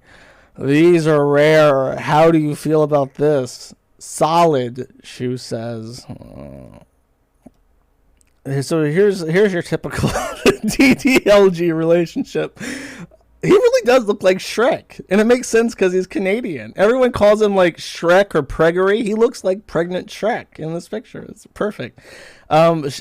She's at a serious disadvantage in this photo as well, because I think this looks like the Armored Skeptics set with the weird folded tablecloth behind them. Really, if you're gonna hang up fabric to have a backdrop for your videos, get a iron and iron out the wrinkles. Why the she literally bought a tablecloth on Amazon and unfolded that shit and clothespinned it to the ceiling and didn't even take 30 seconds to get mom's ironing board out to make it look presentable. And you would think Shoo would walk in and say, I'm not sitting in front of that without ironing out those wrinkles. Are you kidding me? It looks like a flag at like a rally. It's like that's the flag hanging back there with all the creases in it. Like, oh, that's suspicious. But like I was saying, this is a detriment to Shoo because Armored set this up and has the camera and forgot to turn on the filters that make her look like a small beanoo. So she looks like a 28-year-old woman sitting in a child's dress with a wig and bow on. What a disaster. Have the audacity to sit like that in front of the folded tablecloth hanging behind you. Rare photo of Shoo and Skeptic meeting for the first time. It's an anime picture. There's a grown man squatting next to a child who is a little girl, and she's looking at him seductively saying, I'm 18. And I think this is from like their side account, Shoeoptic memes, Shoeonhead. And then finally, she was a perv though. In another stream, Greg admitted to watching porn when June was around, and she him while he did it. Well, he admitted to the porn. She yelled from off to the side, and I suck his while he does it. Greg giggles at this and says something like, not now. Them just joking, she being, I'm so cute, who knows, but she looks like the type to do that. That is what we call in the industry zero self-respect. So there is some trouble in paradise. I think that message implies, but let's take a little detour and watch a video with an expert who is one of the most shocking women I've ever seen in my entire life. Okay, we look so fancy. Okay. Hey guys, welcome to today's video. So in today's video, we have June, aka Shoeonhead. Hi. And I hit June up like a week ago or so. We ended up being at MythCon together, and I really wanted to talk to her because she is a part of the lifestyle, and I thought it'd be really dope to have somebody that you guys might be aware of, somebody who's prominent in different areas, talk about something that's pretty personal to all of us, So first and foremost, hi, welcome. Hi. How did you Pleasure to be here. It's a pleasure. Pleasure to be here on the hotel bed. Very comfy. There with the most perfect lighting in the whole world right now. We were like yellow and weird colors. I know, it's okay. How did you get started in? How did you find it, and what led you there? I guess. So this is a really interesting story. So I didn't know that I was into any of this until I met my boyfriend, and we naturally fell into the subdom role, and but before that, just like a normal vanilla whatever, and we naturally just fell into the dynamic, and we didn't even know there was a name for what we were until we were reading the video comments on one of our videos that we did together. So your audience kind of outed you? And then like your audience was like, you might be this person. Yeah, do you guys have this kind of relationship? And we're like, what does that acronym stand for? Google, fast. Okay, so I'm going to do something impromptu I've never done before. I'm going to try it live on air. I might crash everything trying to do this, but let's go for it. I'm going to do a poll. I'm going to play through this video at certain timestamps, and I want to ask the audience. Let me predicate this. Venty says in her video that the shit is just Greg being abusive and Shoe making an excuse for being treated like shit. Do you believe that the thing is a legitimate for her? The 24/7 like I'm a dog roleplay is a, or do you think that it's a cover up?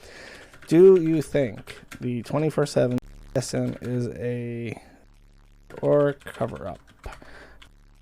Cover up. Ask your community. I'm pressing the button, guys. How does this work? Is it gonna work? It's going through. It's going through. Feel free to hold your vote. There's more video coming. I don't see the poll. Maybe it's broken. Oh, I see it. I see it. Okay.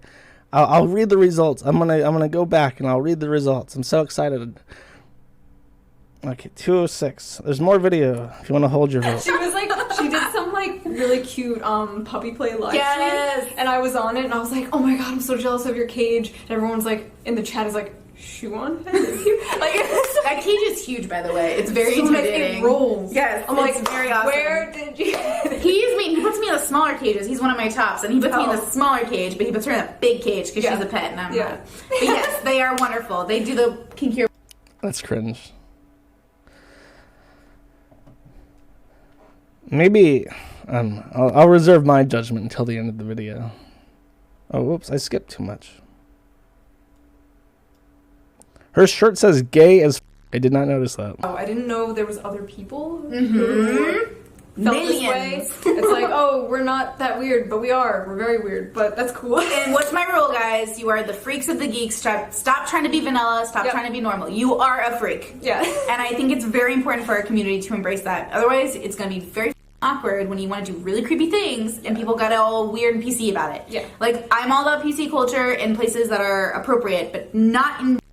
Yeah. Like, is the exploration into the weird. Yeah, there's no place for, like, policing in kink. None. Like, except, like, consent and safe, sane, consensual. As long as that's done, I don't give shits. As long as you're adults and you're consenting, you do you, boo. Yeah.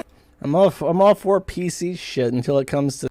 But I need to donate to my Gumroad. I'll show the link at the end of the video because I need to buy a streamer soundboard so I can play the Kirby Item Drop song on demand without having to look it up. There are just lifestyles in which this is completely normal behavior because it's like, looked at me and then after you had to make comment on my video, I was like, I explained to them, I was like, listen, like, there are just lifestyles in which this is completely normal behavior because it's like, it's negotiated. But people see, listen, vanillas will see, and this is not their fault, like they will see and they have been trained to see our lifestyle as abusive because it is true that technically the behaviors could be seen as, but the difference of the factors in vanilla relationships when these things are happening, they're not consensual, and then when in BDSM is happening, it is consensual and hopefully negotiated in great detail. Well, the vanillas, they also have things like 50 Shades of Grey to go by. And that's, listen, that's erotica, and that's fine. I read a lot of shitty erotica, but I don't use it as the playbook for my... She goes on to explain that she reads erotica where plants vine her, basically. That's her... Hets, get out. All you normies not wanting to live as a dog, get out. positive. Is there any negatives that have come up or challenges in which you've had the pleasure of overcoming? Anything that has been like a... I guess kind of what you said, like somebody being like, it's abusive. A lot of comments like, oh, Greg, like, yo, he definitely, like, abuses her. Like, what are you talking about? Like, I'm clearly very happy, like, in our videos and stuff like that. Like, in our videos. Like, bossing you around in videos, and I'll just, like, giggle. And, like, it's all just very natural, and it's, like, fun and consensual. It's not abuse. But, yeah, we try to, like, hide it. Like, we try to keep it off camera, but it naturally just like, comes out, and people can tell, and they're just like, vanillas get out. So is this the... She has never, ever, at any point in time, tried to make their shit like a secret between them. It is all... like, the reason people talk about it isn't because that people are particular... Like, in this day and age, like, you can't force yourself to care, really. But when it's... the defining attribute of your relationship with this person, then when you look at it, that's all you can think about, because they talk about it all the time. To your family or friends, or do you think it's something that's not very important? Well, let me say, or appropriate to come out, I guess. Well, no, I'm not like out to my family, but my mom has found a leash. Yeah. And she's like, June, you don't have a dog. No, I know she found it though, because she is like, I still live with my parents, and like my mom will like clean my room randomly, which is like really sweet, but I think she does it to snoop. My mom, I was gonna say that's a snooping mom. My mom does that all the time. Like, or snooping Italian mother. And so Greg was over one day, and we went out to like dinner or something, and we came back and the room was clean. I'm like, no, God, no. And the leash was under the bed. And then we came back and the leash was on the dresser. I was like, so she picked up the leash and the collar that said Daddy's Girl, and she put it up so she saw everything. So literally a month ago, Brittany, like a month ago, she randomly comes in my room, I'm not even joking, and she's just like doing something, and she just goes, you have some weird kinks, girl. I'm like, Mom, what are you... I didn't ask anything. I was like, what are you talking about? She's like, you just have weird kinks. I was like, Mom, what did you find? Why is this coming out of nowhere? I told him, and he was like, oh my God, what does she know? Like, does that mean that your parents are kind of like you do? I mean, I just see the video with your parents. Yeah, they seem very... Yeah, they're just you do you. Lax. Yeah, like, they know I'm happy. They know, like, whatever. They probably don't get it at all. They're very vanilla. But I just love that the collar had the daddies, like, that just kills every like, part of me. Cute little pink collar, like, it's like the worst. Oh my God, I wanted to die. When I saw that on the dresser, like, I just wanted to die. It was like, Can you imagine raising your daughter for 30 years because she won't move the fuck out of your house, and then she gets a boyfriend and you find a Daddy's Girl collar and leash in her room? How do you live with yourself after that? How do you not think like, oh, I've completely failed my child, and now she has like this weird complex where she wants to be treated like a dog? I remember those feelings when, like, I used to have Playboys and my mom would just like find things, but my mom would do this thing where she just threw them away and didn't tell me. So I'd go look for them. I'd be like, what the hell? Where's my shit? Like, that's I love it. That's a great story. Okay, so that's a great story. About your dynamic that's unique is that you guys don't live together and you live kind of long distance, right? Yeah. So can you talk about that and how that's affected your DS? So we live like an 8-hour drive like away. It's pretty good. From each other, which is, all things considered, we're actually pretty spoiled. I have to point out, someone in chat said my daughter is shit. That's your fault. Don't blame her. Because like soulmates only 8 hours away. Oh my God. Like, I'm sorry, Brittany. It's so romantic. It's definitely to make it work. Like I asked for like permission to, like, if I want to like buy something, I'm like, this is cute, can I get it? And he'll say like yes.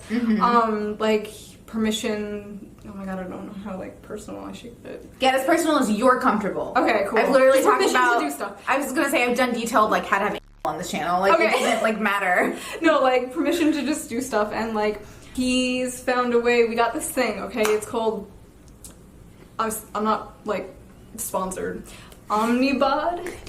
Yeah. Okay, so it's a wire. It's a Wi-Fi controlled little like vibrator thing. So he's found a way to like. Oh my God, this is so personal. He's like to like dom me from like webcam. and it's like things like that. Like, is it the kind where he can record his voice and then Yes. yeah, I've reviewed some of those. And that the voice thing doesn't work as much, even with his voice. Yeah, I don't know what it is. In case you can't tell, we keep pointing off the camera because somebody's He's just over there. Right, he's right there. I'm babysitting. I literally cannot imagine anything less than a remote-controlled vibrator. Oh, I'm gonna torture you with this, by the way.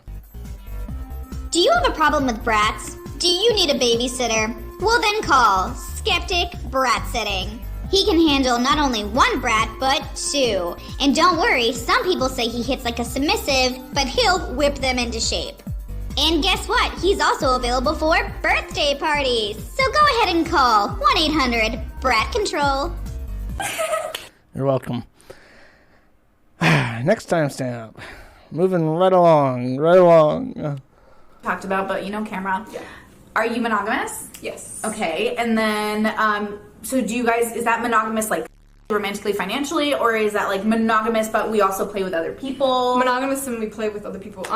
We're okay with female, male, like threesomes. So in that regard, yeah, okay, it's fine. But like mostly monogamous. Like we play with other people. That's fine. But like monogamous.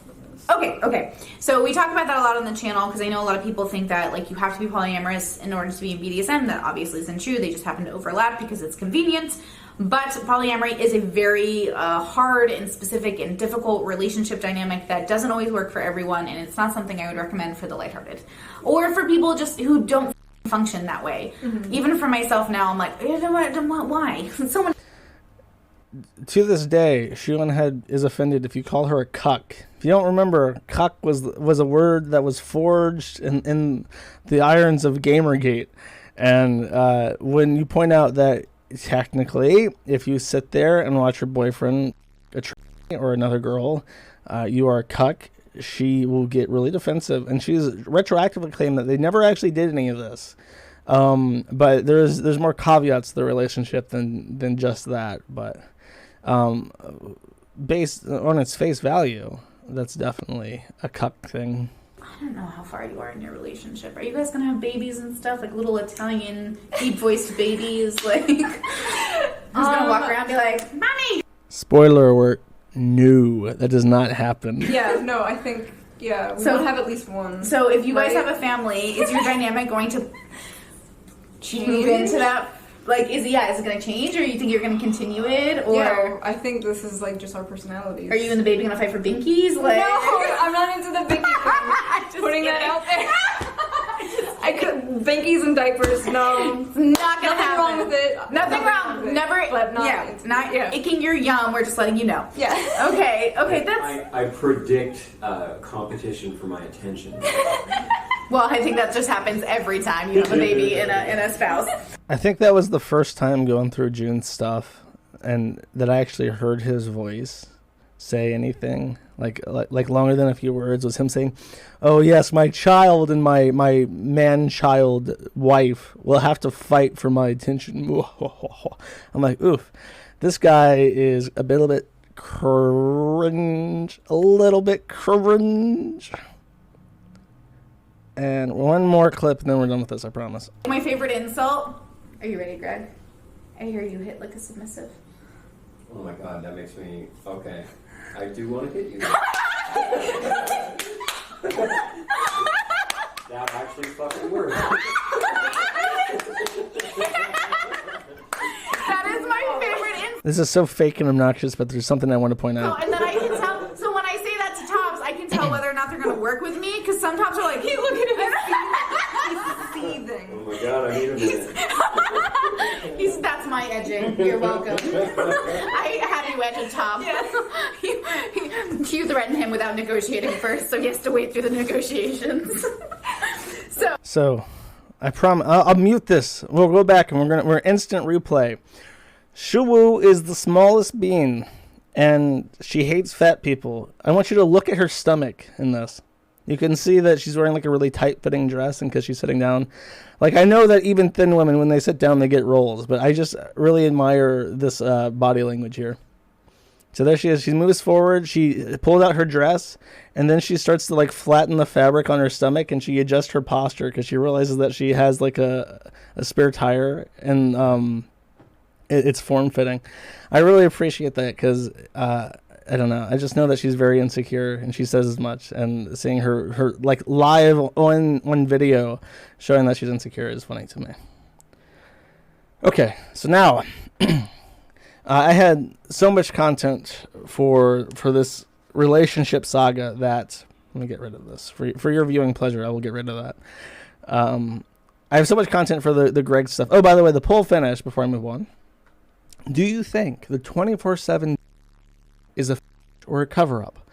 45% of the 1,500 voters say 55% of the 1,500 voters say cover up. I think that some of you guys out there voting for just hope. You're just hoping that it's actually a thing. I want a dog girlfriend. That feel when no dog GF. And you're hoping maybe if I commit to it enough, I'll find my own dog GF one day. Audit the vote. We're gonna have to wait for Arizona to get its ballot straightened out. There's some questions about the validity of this election. Sorry, that was funny. Okay, now just kind of riffing off these images that I have put together for the Greg saga. I already showed you that. Oh wait, no, I lied. I already went through those. Oh, jeez. Next, moving right along to the relationship saga. Greg, as you might have picked up in the last thing I played about the Gamergate, how she had literally zero self-respect and would say that she would this guy as he looks at other women. They do not have the healthiest relationship, and Greg is a little bit of a coomer. It's sort of hard to explain just how weird the relationship was. He's Canadian, she's American. She lives in New York, he lives on the other side of the border in Ontario. And they stayed LDR for years, despite the fact that they both had the money to move the other to their country. They've continuously cited that borders are an issue. And as someone who has globe-trotted since I was 21, I can assure you that borders are not that big of an issue. Sometimes they can be a problem.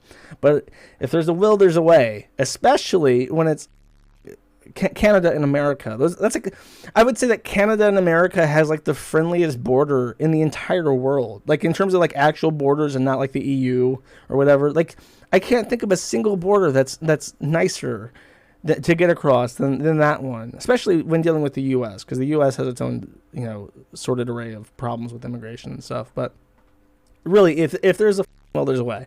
So what he does, instead of moving her to Canada or him moving to the United States, is he buys her a house. I think he buys her a house, or she buys her.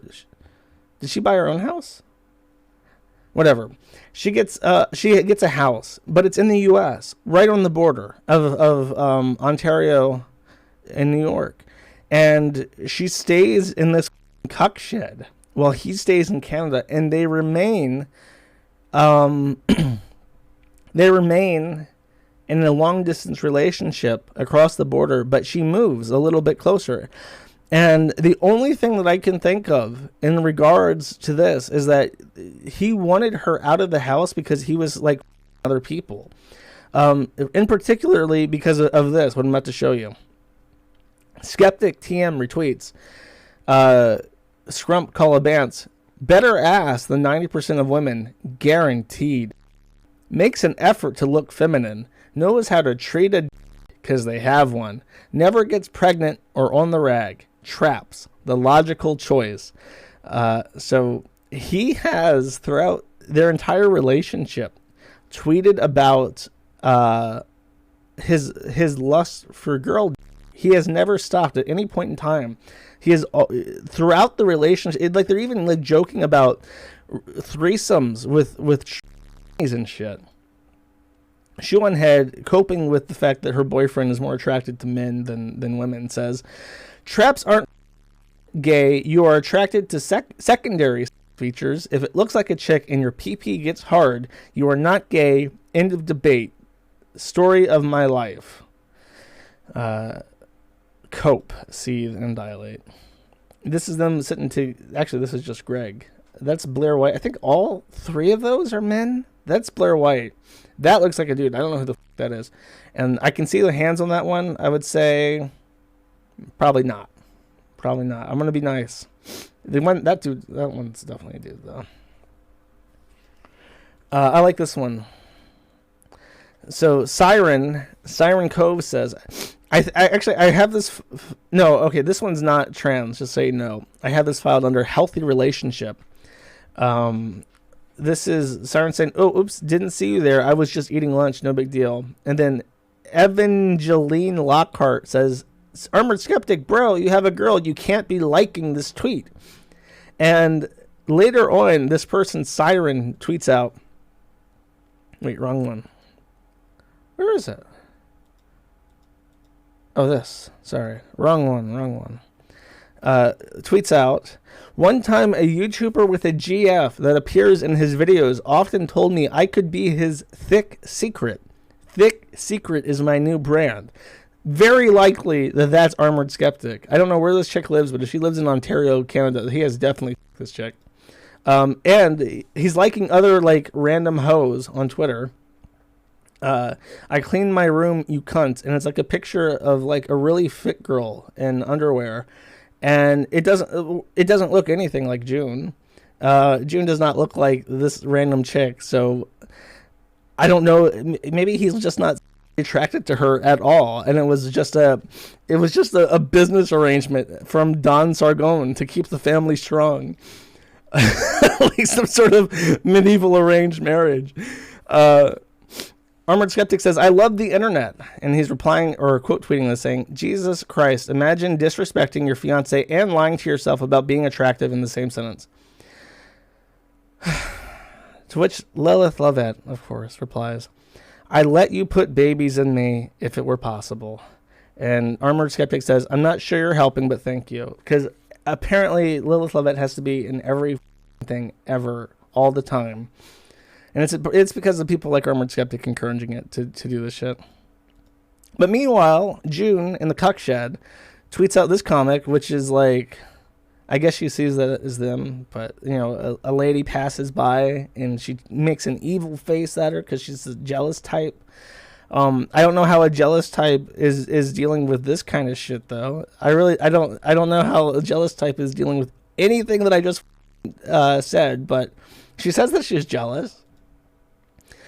And then this one just for fun. Bitter, jaded, 30, replying to a tweet that says, or a Huffington Post article that says, 33 ways your boyfriend is micro-cheating and totally getting away with it.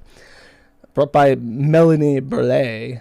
She says, bitter, jaded, 35-year-old woman projects her paranoia about her shitty relationships into one article. Oof. Okay. Let me make sure I'm up on this. I made sure to point this out on my thing. Let me pull this up. We're back at Graphtreon. I have another astute observation to make. At this point in time,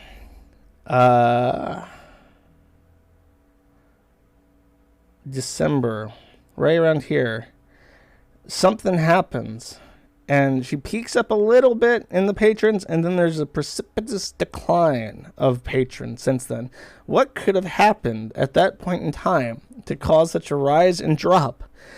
Could it be that the simps realized that their chances of getting with Shoe had declined a little bit? It might be, because at that time, on New Year's Eve 2017, so right at the start of 2018, Skeptic tweets out, I am going to propose to this beautiful girl tonight. Come down to Kingston's Market Rink by 6:30 p.m. if you want to watch. Don't tell at Shoeonhead the surprise. You're going to know, I think. And then she says, and she's happy, and she's got smeared eyeliner because she's been crying. She got a big ring. Well, that's nice. They're moving forward with their dysfunctional relationship. and tying the knot. So things are looking good for June. She's now a fiance. What is the best age to get married? Asks Idiot Teen. June replies, anytime. It's bad to rush. Personally, I was too immature, irresponsible any earlier. Also didn't meet the right person, but everyone is different. My mom was 27 when she got married, and I will be too. I'll probably have a kid around the same time she had me as well. Do you have a wedding dress yet, or are you going to post pictures? She says, we have legal immigration stuff first, but yes, there'll be pictures. I remember years ago seeing a tweet about you, about how you didn't want to get married or didn't feel it was necessary for you. They grow up fast. Congratulations, by the way. Bunny emoji, flower emoji. Yeah, we both didn't want to get married, but that changed pretty quick. Also, we have to in order to live together. Meanwhile, here's the pictures you've been waiting for. This is the cuck shed. He spent a week, he says, spent a week moving Shoe upstate so she can live closer to me in Canada. Love her new place. We're going to have fun. No more 8-hour drives. Well, it looks like a one-bedroom economy townhouse, some little suburb right south of Canada, and that's the shed. Got enough space for the bunny, for the TV, for the computer, and for a place to sleep. And that is where their relationship would live and die, because they never got married. Because there was some signs written on the wall. Happy Valentine's Day, fam. Heart emoji. I'm here to be your shitty e-boyfriend. I don't get you a card or anything, but I'm still expecting you to make a really nice. I'm still expecting you to make me a really nice breakfast. Maybe I'll shower later. Valentine's Day, 2020. Stop treating straight women with respect. Liked by Dick Masterson. From April 19th, 2020. The whiter a straight woman, the worse she is. This is a fact we all know. We are all at fault. All these years of pretending to care about what they have to say and laughing at their terrible jokes has ruined straight white women. Well, I guess June's so it doesn't count as a slight against her. I hope your friends are into traps because, not to brag, but I look pretty good in pastel prairie gowns. Just saying. Somebody gotta pay for my estrogen, and soy milk ain't cheap either. Traps, welcome, says Skeptic. And I think this, actually, I have this out of order. Because he says here, with the way the economy is going, I'm planning a commune in my head. I guess we can do it in Utah. That way I can have multiple wives. I'm thinking I'll start with 3 wives myself, but don't worry, I'm planning on providing plenty of wives for everyone. Based on my audience demographics, it's going to be a mix of heathens, degenerates, misfits, nerds, traps, weebs, and depressed maniacs, and I'm pretty excited. We can call it the land of misfit toys. Utah would Waco your commune, sir. Good luck with that. Oh, this is Tall Boy. I'll squint and read it for you guys. I regret getting into politics. I had this dream I would one day be a filmmaker / entertainer who trains as a knight on the side. I was really sure, which is gay and cringe. I was really sure that was going to happen. Now I've lost faith in politics and I feel defeated. My favorite people are people who aren't political. June replies, this is my fault, but you're barely into politics. You've made like 7 videos about culture war stuff over the course of 5 years. You're not in too deep, you moron, you idiot, you absolute buffoon. Love you. It is your fault. I was done with SJW shit. I avoided talking about Gamergate for the entirety of its trend, but then I met your dumb ass and suddenly I'm the next Sargon. Oof! That's right before Valentine's Day, I guess, which is why she wasn't invited to the trap. And then the sudden... Welp, it was nice knowing you, idiots. Glad I'm on the side with all the water and firewood. Rip my relationship, though. This truly is a prison planet. In response to globalnews.ca saying, as of midnight, the U.S. and Canada have agreed to prohibit non-essential travel between the 2 countries. And June replies with like a panicked tweet. And then, finally, 66 days without human contact. Sad picture of him. And then she replies, no, I love you on Twitter from the cuck shed. Because she couldn't arrange immigration in the months and years that they had to do that. So, I think we all see that the end is nigh. Let me get a drink of water.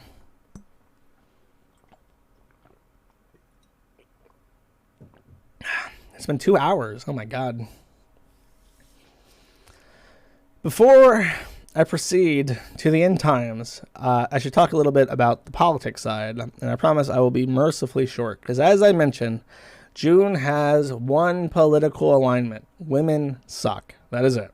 Every man a Kang is the reflection of women suck, which is her primary political attribute.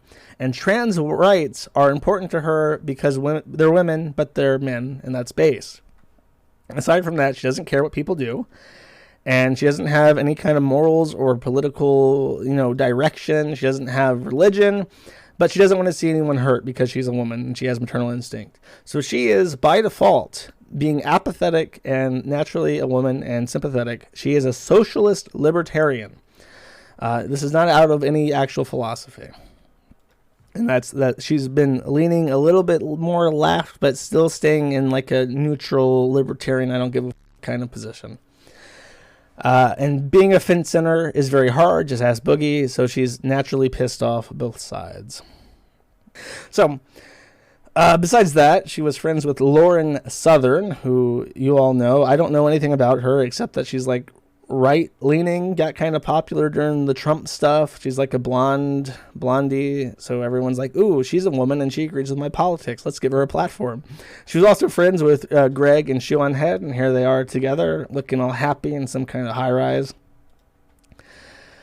Here she is defending Lauren Southern by saying, Lauren, alt-right, pick one and only one.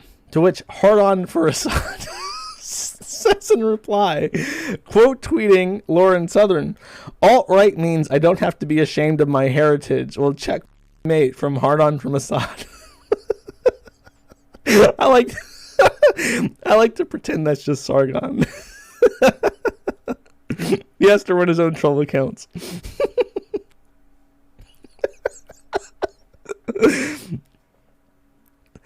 Unfortunately, at this time, she was kind of swinging to new pastures. The Gamergate well had dried up. Maybe everyone figured out that she had dated a black guy, and she needed a place more accepting of her. So, as she moved to the socialist side of the libertarian spectrum, the autism spectrum, as is also known, this hurt a lot, and I'll be taking a little break. Please send buns. Lauren and I haven't been in contact for some time. This happened naturally a while ago. We were both heading down very separate paths in life, and she was heading down a political path I cannot follow. This was always private, but I have to say something because I'm tired of being harassed about her friend daily and not knowing how to respond to people besides off, and not wanting to throw an old friend under the bus for good girl points, which is what she's doing now. It was an incredibly stressful and confusing year-long mental battle between wanting to tell people the truth and not needing to tell people the truth because it's none of their business. I am not making this post because I was pressured by people I've never wanted to impress, except that you literally just said that you were pressured by people you never wanted to impress. The people who, no matter how many times I apologize for some edgy thing I did years ago, will never be enough. The people who want me to be a boogeyman no matter what and want me to be an enemy. The people who have had me blocked since I was born, which is cringe. I'm making this because it's something I feel I have to do. It feels like a weight off my chest every time it's brought up, and now it's seeping into my real life, and it needs to end. I told her this post was eventually coming, and she understands friendships end sometimes, and it's normal, people change, and it's normal. I owed nobody this very personal public post. Does it just go on like this?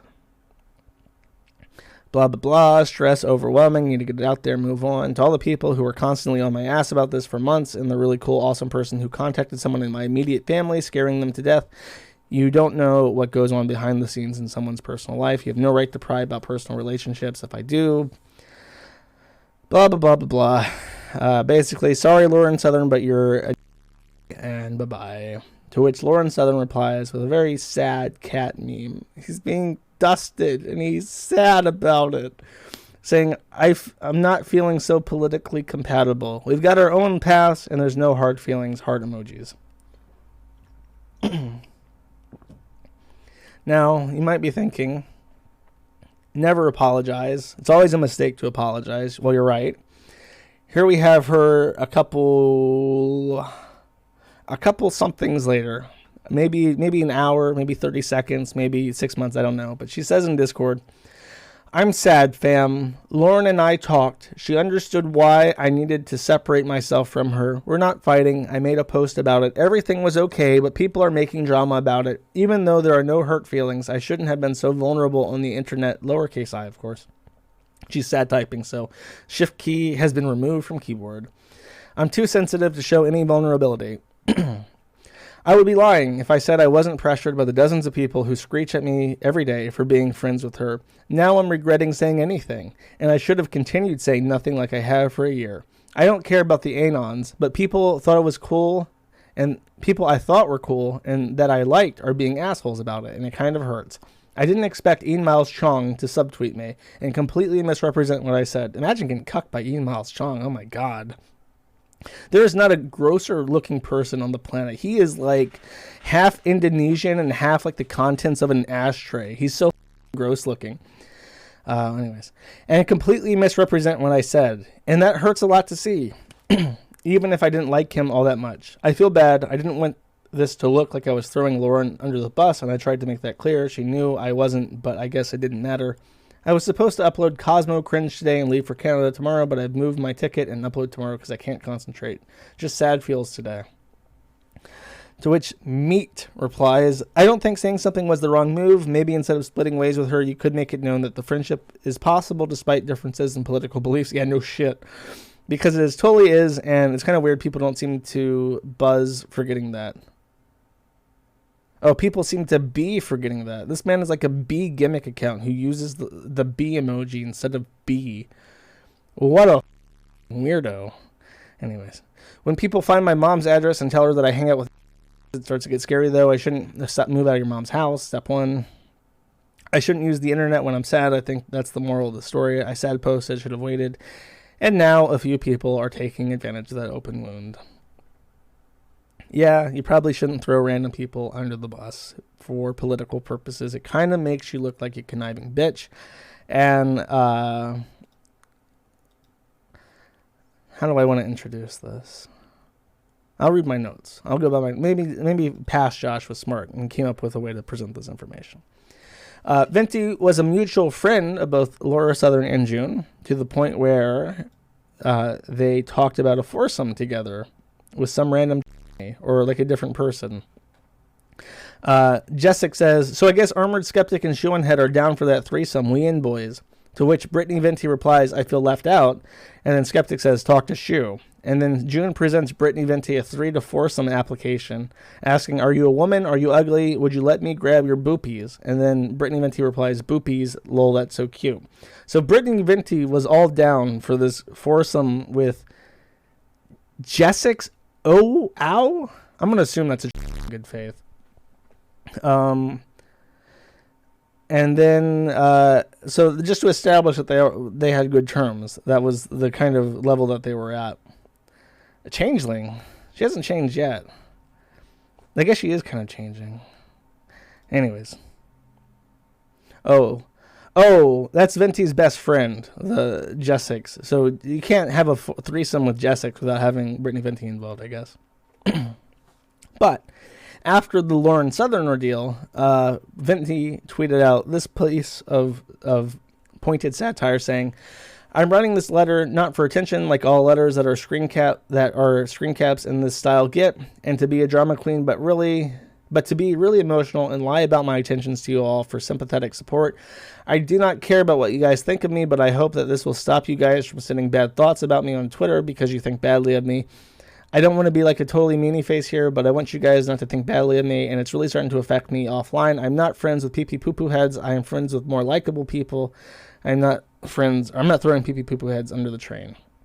Basically, the obvious takeaways from reading her Laura Southern thing is just like, yeah, you're trying to save yourself. You can say that you're not, but that's what you're doing. Greg unfollows her as a response to this pee-pee poo-poo head message, and the foursome is officially canceled. To which Brittany Venty replies by making a video called The Ballad of a Small Bean, which is a reference to the Medicare video about Mundane Matt called Ballad of Mundane Matt. Yeah, I don't think there's a clever title to that. I think it's just Mundane Matt.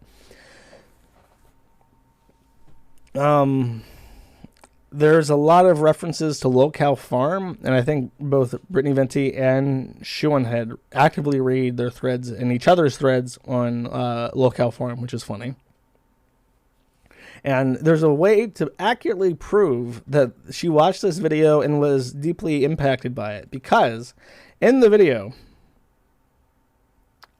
you know what? I'll just play it. You're gonna have to listen to more Venty. I apologize. I'm making this video to tell Shoeonhead how sorry I am for absolutely dunking on her earlier this week by showing what a lolcow she is. I thought that she would be fine with this, considering that her favorite pastime is calling people out and laughing at lolcows. I was just... So she says in the video, that's all I want to play, is that she calls people lolcow a lot. Go to Firefox again. We're going to pull up from Shoeonhead, lolcow. We're going to scroll down. Scroll down. 2005. Lolcow. LOL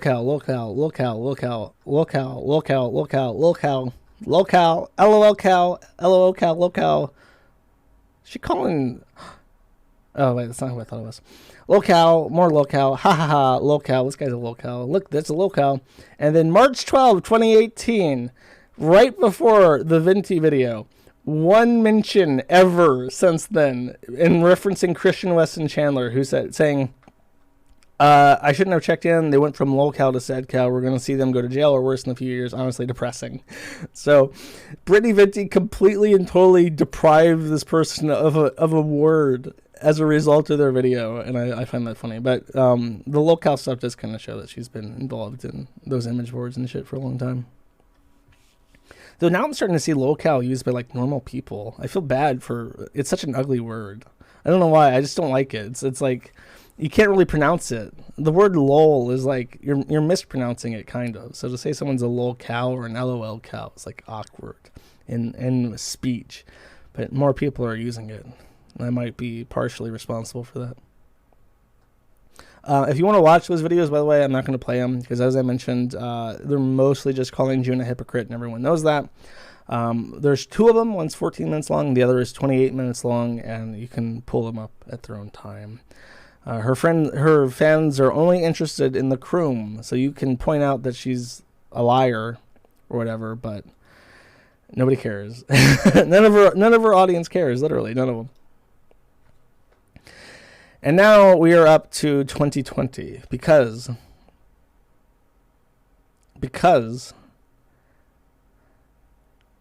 there is significance in today. It is not only June's 30th birthday, but in 2020, the day after her birthday, Greg posted to Twitter this twit longer saying, "I'm sorry, please read."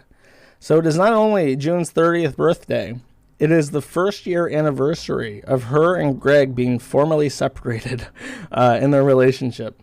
He says, "I spent a lot of time debating if I should write this, but some people have already made this their business, and I want to make sure that you hear it from me and not from an image board like usual. Shoeonhead and I have ended our relationship. This was not an easy decision, and it did not happen overnight. The border lockdown was not the reason, though. I cannot deny it played a part. We were together for 5 years and were long distance the entire time. If you've ever seen our videos together, you would recognize that we are best friends and have amazing comic chemistry together. Our relationship was almost surreal. It was so perfect. We obviously had ups and downs, but things got harder and we got really good at hiding the difficult side of things. However, over time, the distance between us started to become too much of a burden. I was always stressed out about traveling. She was always stressed out about not being able to make videos while she was in Canada, which is bullshit because she doesn't make videos to begin with. Like, it's like one a month or something. We both wanted so badly to keep the relationship going for so many reasons. Obviously, it would mean a lot to some of you, and we didn't like to disappoint. But the main reason was we were smart enough to recognize just how special our relationship was. I also really fell in love with her family, and her mom became like a mom to me. I know it is as heartbreaking for them as it is for us. We were already in a bad state before the border closed, so we've both been just sitting in pain over the last 120 days, and it became obvious that it was finally over.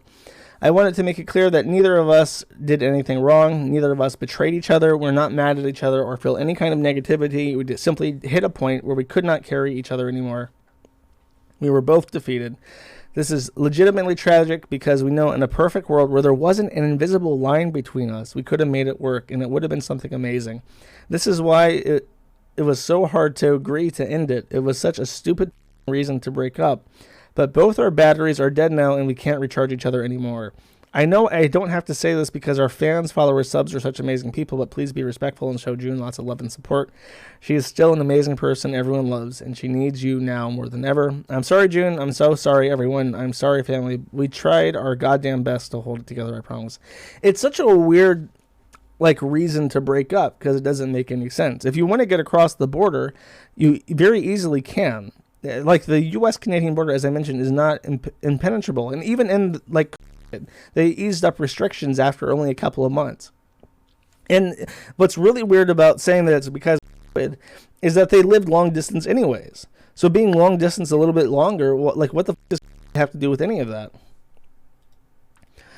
It's just very, very strange. It's very strange, and it leaves a lot of questions because June confirmed on her end in a message that I'm not going to read. I don't even have it offhand. But she just says that it was mutual falling out with no drama. And the distance made things hard, but made them confront fundamental problems with their relationship.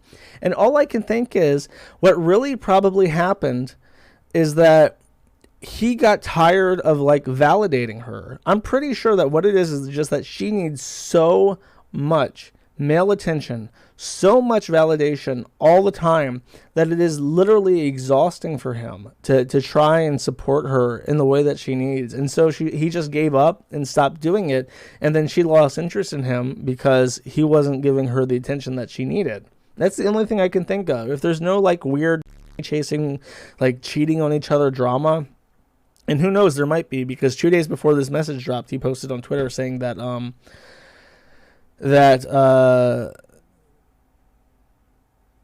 that he had been cheated on before. I legit don't know what else it could be besides that.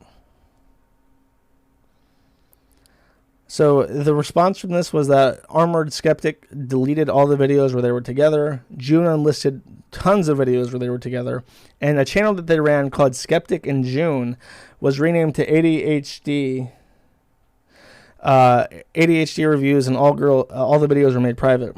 And to the people saying that she just became too old, he ended up in a relationship, and I didn't bother to put this together, but he ended up in a relationship with an Australian girl, which is even further away from June. If you want to talk about an invisible border, there's a very real physical border between Canada and Australia.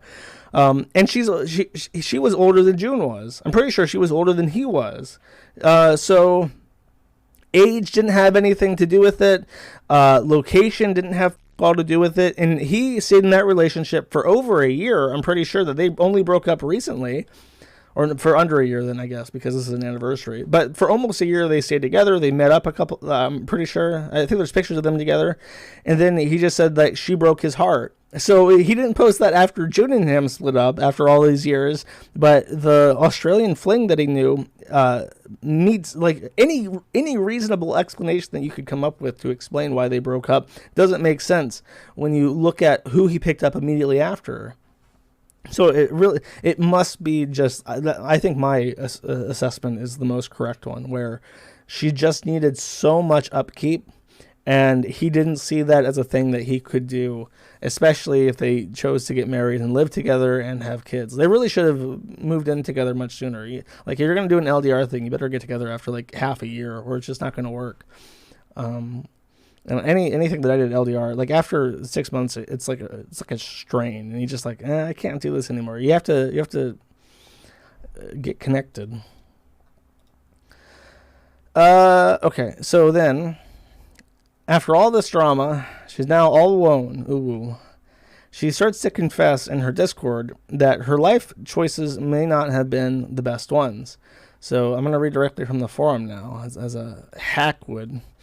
My fan base is so divided nowadays, it's bad. I'm growing to resent some of them, though, which is even worse. You should not feel mad at your fans for their opinions, but some of these in my mentions, their politics began and ended in 2016, and I want to grab them and shake them, but then hug them and kiss them because I love them and care about them. New kink, seduce liberal male feminists like hardcore I respect Hillary 2016 guys and force them to call me misogynistic names in bed. That has nothing to do with what I was talking about before, but this guy screen capped it. Because I guess she's still like, I don't know, like being a woman is like all she's got in terms of political commentary, so she might as well make the most of it. Short Fat Otaku, shout out to Short Fat Otaku, who might be listening, because he is apparently a fan of me, is in my Discord server, and it makes me not want to go there. I feel so bad for all of them, but this dude is getting so weird, and he's sitting in my Discord server that you have to pay for. I am dreading talking to him again. I need to tell my mods to kick him or something. I'll do that myself, I don't know. I miss them, but I also don't want to face them, man. Basically, Short Fat Taco and Sargon were like, because at this point she was like talking to Vaush and shit. She was talking to Vaush before she even split up with what's his face, with Greg. So, I don't know. She explains that her politics really haven't changed that much, and I kind of see that. Like, I don't think that she suddenly became like a communist. I think a lot of what she says are jokes and stuff, and she's just become more apathetic and just wanting to see like socialism or some shit, but she was never really like conservative at all. The only thing she's conservative about is that women should have no rights. She says that women shouldn't have the right to vote. They should be like property of their men. They should only exist for housewife stuff, even though she can't cook or clean or do anything. I actually didn't even show you guys the pictures of her food. You know what? I'm going to do that right now. Give me a second. Picture A. I love his face. Just look at this shit. Look, this is trad wife. Oil and garlic.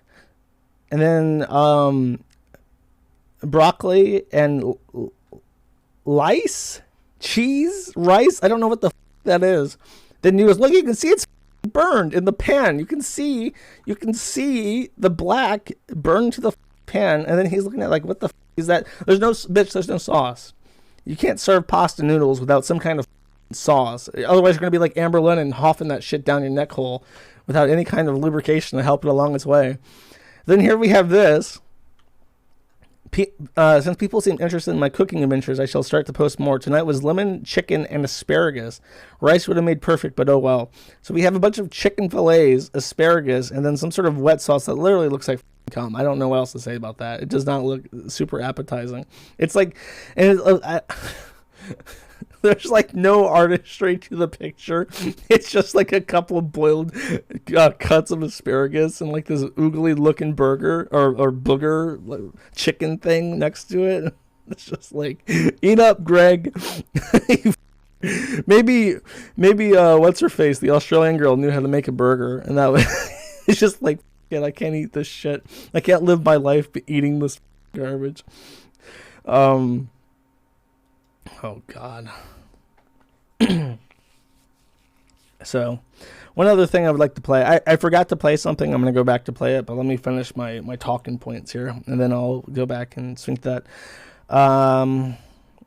So, she's trying to like fit in with this new crowd, make new e-celeb friends, and basically cultivate a new audience that is going to be more friendly to her, because I think at this point she's having issues with trying to be like conservative leaning. I don't even know if she, maybe she legitimately did have a change of opinion after Trump and was like, oh no, he's making fun of 20s and I love 20s. I better become a socialist now. That'll work out. Was not well received by one person in particular, and I'll just play this. Shoeonhead June, okay, who has no conviction or spine for any of her beliefs. She'll just say whatever she needs to at the time to get as many people sucking up to her as possible. She doesn't actually believe in any of the shit she talks about. She just says what she needs to for internet views. I think that's the majority of people online. The content creators say what they need in order to get paid, and the viewers believe what they need to in order to maintain their online friendships.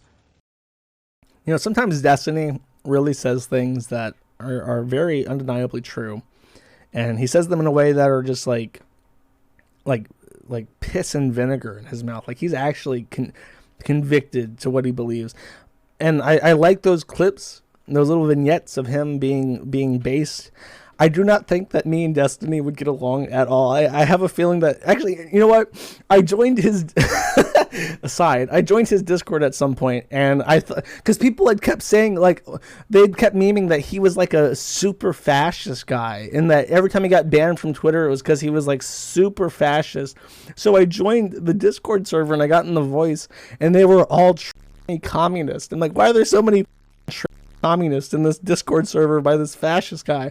And I immediately got banned, and I sent him an email, and I asked him, why do you have so many communist mods? I immediately got banned from your Discord. And he sent me this super like sarcastic, salty reply like, dude, what a base story, epic win, with like 10,000 smiley faces after it.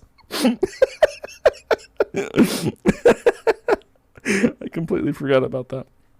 Okay, one more video to kind of skip through before I get to current timeline and wrap this thing up, because this is going to be a 3-hour long stream. Hopefully my voice will not collapse. I feel my voice getting dry. Hopefully I'll make it. The too long didn't watch on this. I do have one clip that I want to play, but her parents are very tolerant centrists. They say that we don't care who wins president. Well, we've seen a lot of presidents win that we didn't vote for, but they're all American, so you got to give them a chance. Very boomer take on politics that doesn't currently line up with the meta the meta game of the political world at the moment. Both parents approved of Greg. Mom says she always wanted to be the center of attention. June wanted to be the center of attention. I've not even mentioned her sister, except once, by the way. She's the uglier of the two, and I don't know if she just wants nothing to do with June, or if June was an asshole to her, but she does have a sister, and she's less fortunate, looks-wise. Dad knows what a trap is. When asked, are traps gay? Dad knows what a trap is, and Mom says they're not gay, which is very weird.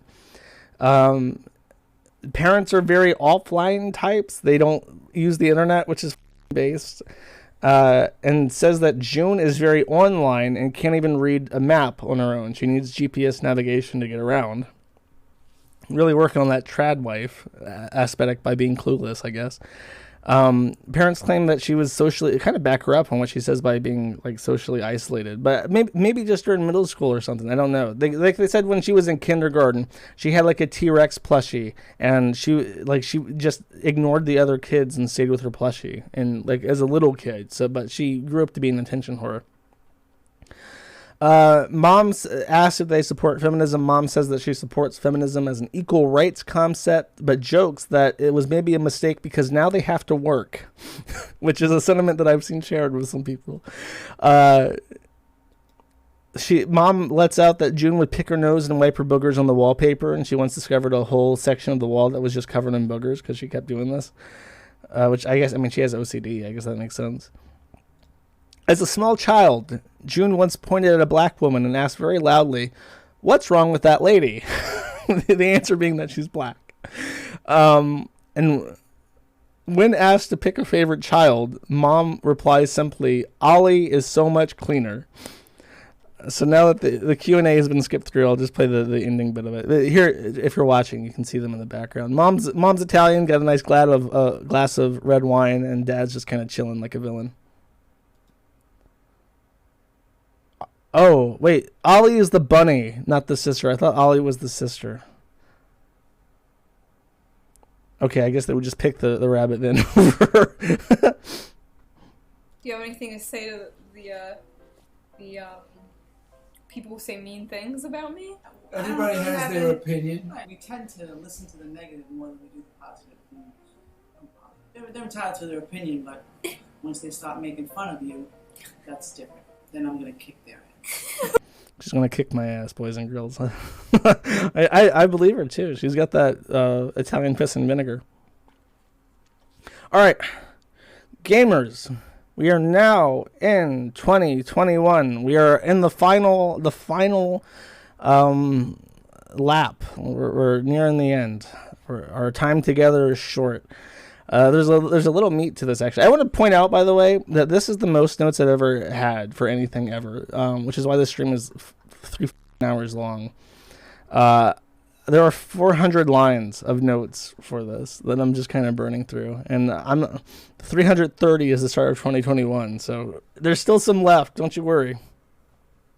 So June is entering 2021 on shaky ground. She has just left a long-term relationship, which has defined her entire life and career while they were together. She's in trying to appeal to this new audience, which is super progressive, and it's primarily because of the trans issue, I think, why she's leaning more left. Because she is a dedicated friend to Derek, who is F to M, and she's completely supportive of Derek, and the right and the left splitting on trans issues is the driving wedge pushing her further and further to the left, even though the left is going to have issues with her. And in particular, because she's trying to be a trad wife. She's saying, all this shit about women in traditional roles. And, I guess progressives will look at that and say, women should have the choice to, but it doesn't speak volumes to, like, what you're, entering into this film being like, yeah, women should be property. I like being a dog. It doesn't appeal to them. And I guess I can finally play this again. It's been a while. She's trying to look like an only thought. Her new aesthetic is basically Bella Delphine, and I really should have had the foresight to pick out a good picture of her looking like Bella Delphine. Here, I got this. This is the closest I'll get. Stone Toss making fun of her. Shu doing the trad wife bit after burning her 20s eating out of Armored LARPer's dog bowl really is the epitome of I'm ready to settle down energy. So she's got like these neon lights and shit, and she's like, I guess she's trying to look more trad than Bella Delphine, but she has like colored wigs and shit now too, so it's not specific. Like, remember, that's not her look. Her look changes based on whatever wig she puts on. The hair does a lot to change how you look day to day. But yeah.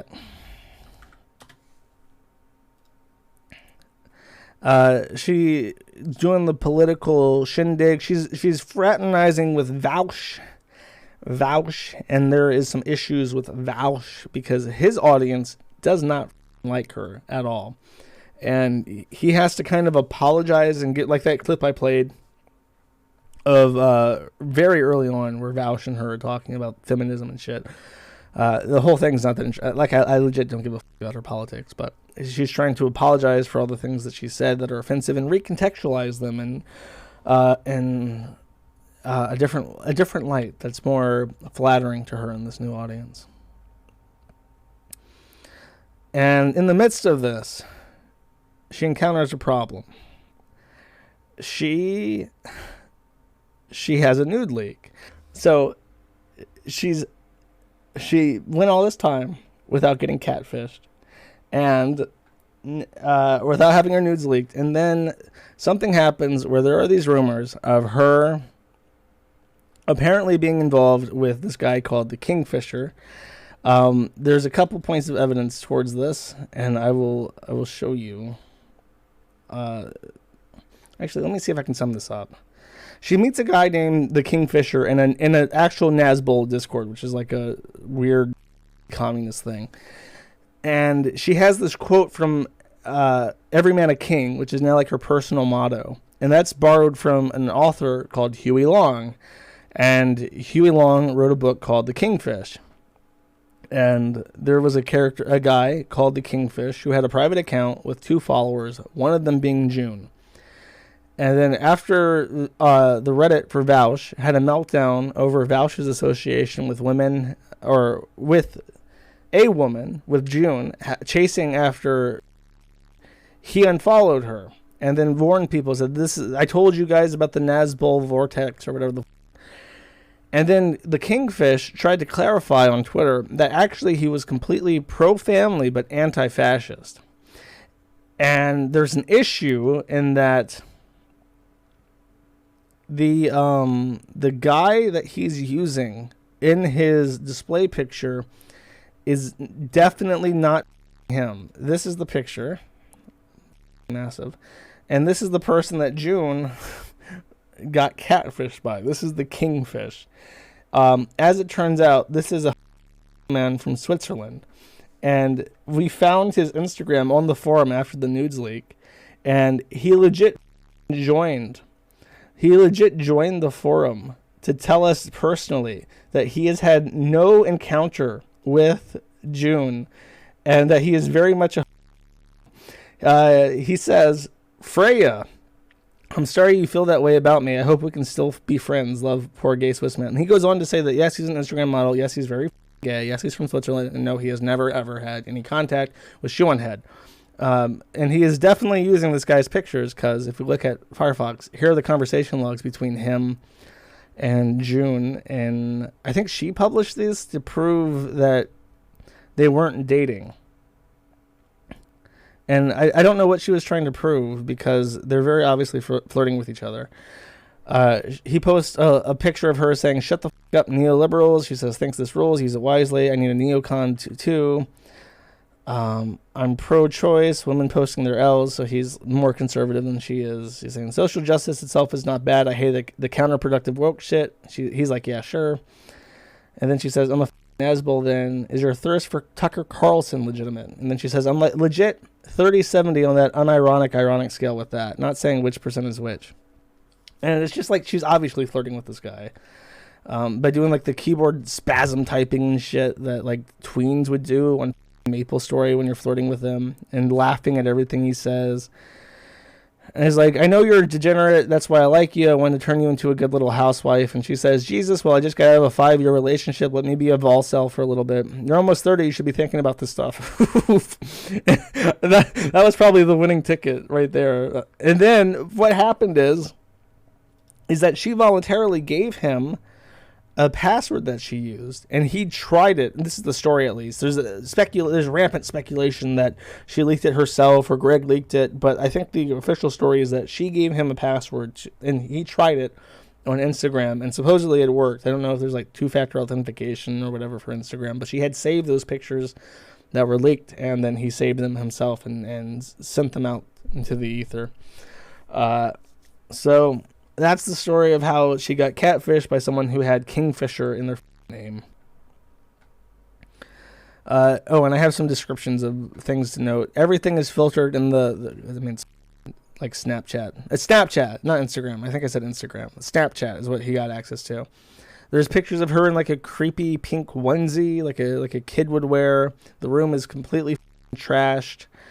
And I don't know why I didn't clip this, but apparently Sargon reviewed the nudes on a live stream and said something like, she looks like she needs an intervention. So I guess Don Sargon has completely disavowed her as a member of... Oh. Wait. Oh, this guy sums it up. This guy named Needs Shoeonhead Nudes. Damn, this was not worth registering for. This guy still posts. He's like a weirdo, but he's around. I got you. You're one of us now. I like this one too. This guy.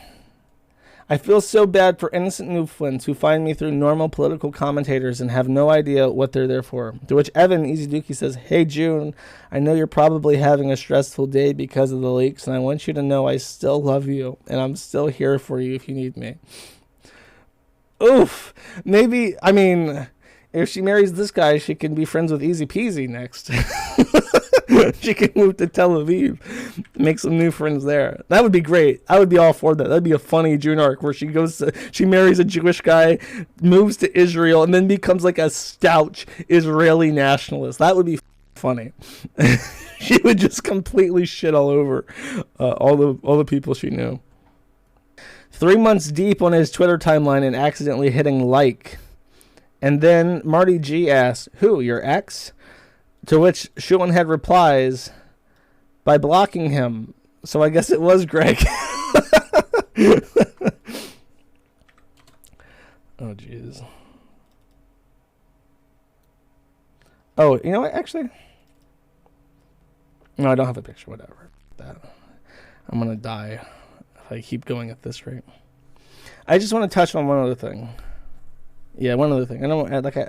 I have notes about politics and shit here, but I don't give a f***, to be honest with you. I don't think does anyone give a f*** about her politics? Here, I'll do a poll. Real quick, flash poll. Do you care about this women's politics? Yes, I do. No, I do not. Thank you kindly. Tell me, you got 30 seconds to vote on this poll, or before it's gone. I'm just doing a quick straw poll. Everyone says no. Everyone says no. I'm seeing no's flooding in. The poll has come. 400 votes are in already. No, I do not. Thank you kindly is at 75%. A massive no landslide coming in. There's no way. The recounts are off the table. There's no way that we're swinging this one in favor of yes, I do. Point is that she is very boring. That's why I didn't like. She has all these years of video content. I just didn't care. I just like, okay, I get it. SJW bad. Thank you, June. Go back to making Jersey Shore videos. Those were funnier. One other thing. Okay, I need to get it out of the system because I think people are going to kill me if I don't touch on this at all. So I know you don't care about her politics, but you all care about my politics. So no eggs. Empty egg carton. You don't have any eggs. Okay, I've seen it. I've seen the people spamming the eggs in the chat. I see it. But I would like to address you all. Okay, just real quick about the egg situation. I don't want to end this on like a hateful note towards June. I don't hate her. I really don't. I don't care about her at all. The entire reason I'm doing this stream is because her 30th birthday is coming up, and I saw a long time ago that she had made this tweet with Armored Skeptic saying when her age start with 3, a message which she has kept up on her Twitter since 2016, and she deleted it like 10 hours ago. She was 30 when someone tweeted this and said, "Hey, remember this tweet?" And then she deleted it. So that is why I've been motivated to do this. But I would like to remind people of some hate facts. And we're going to go over some hate facts, and then I'm going to go get some water, and I guess I'm done.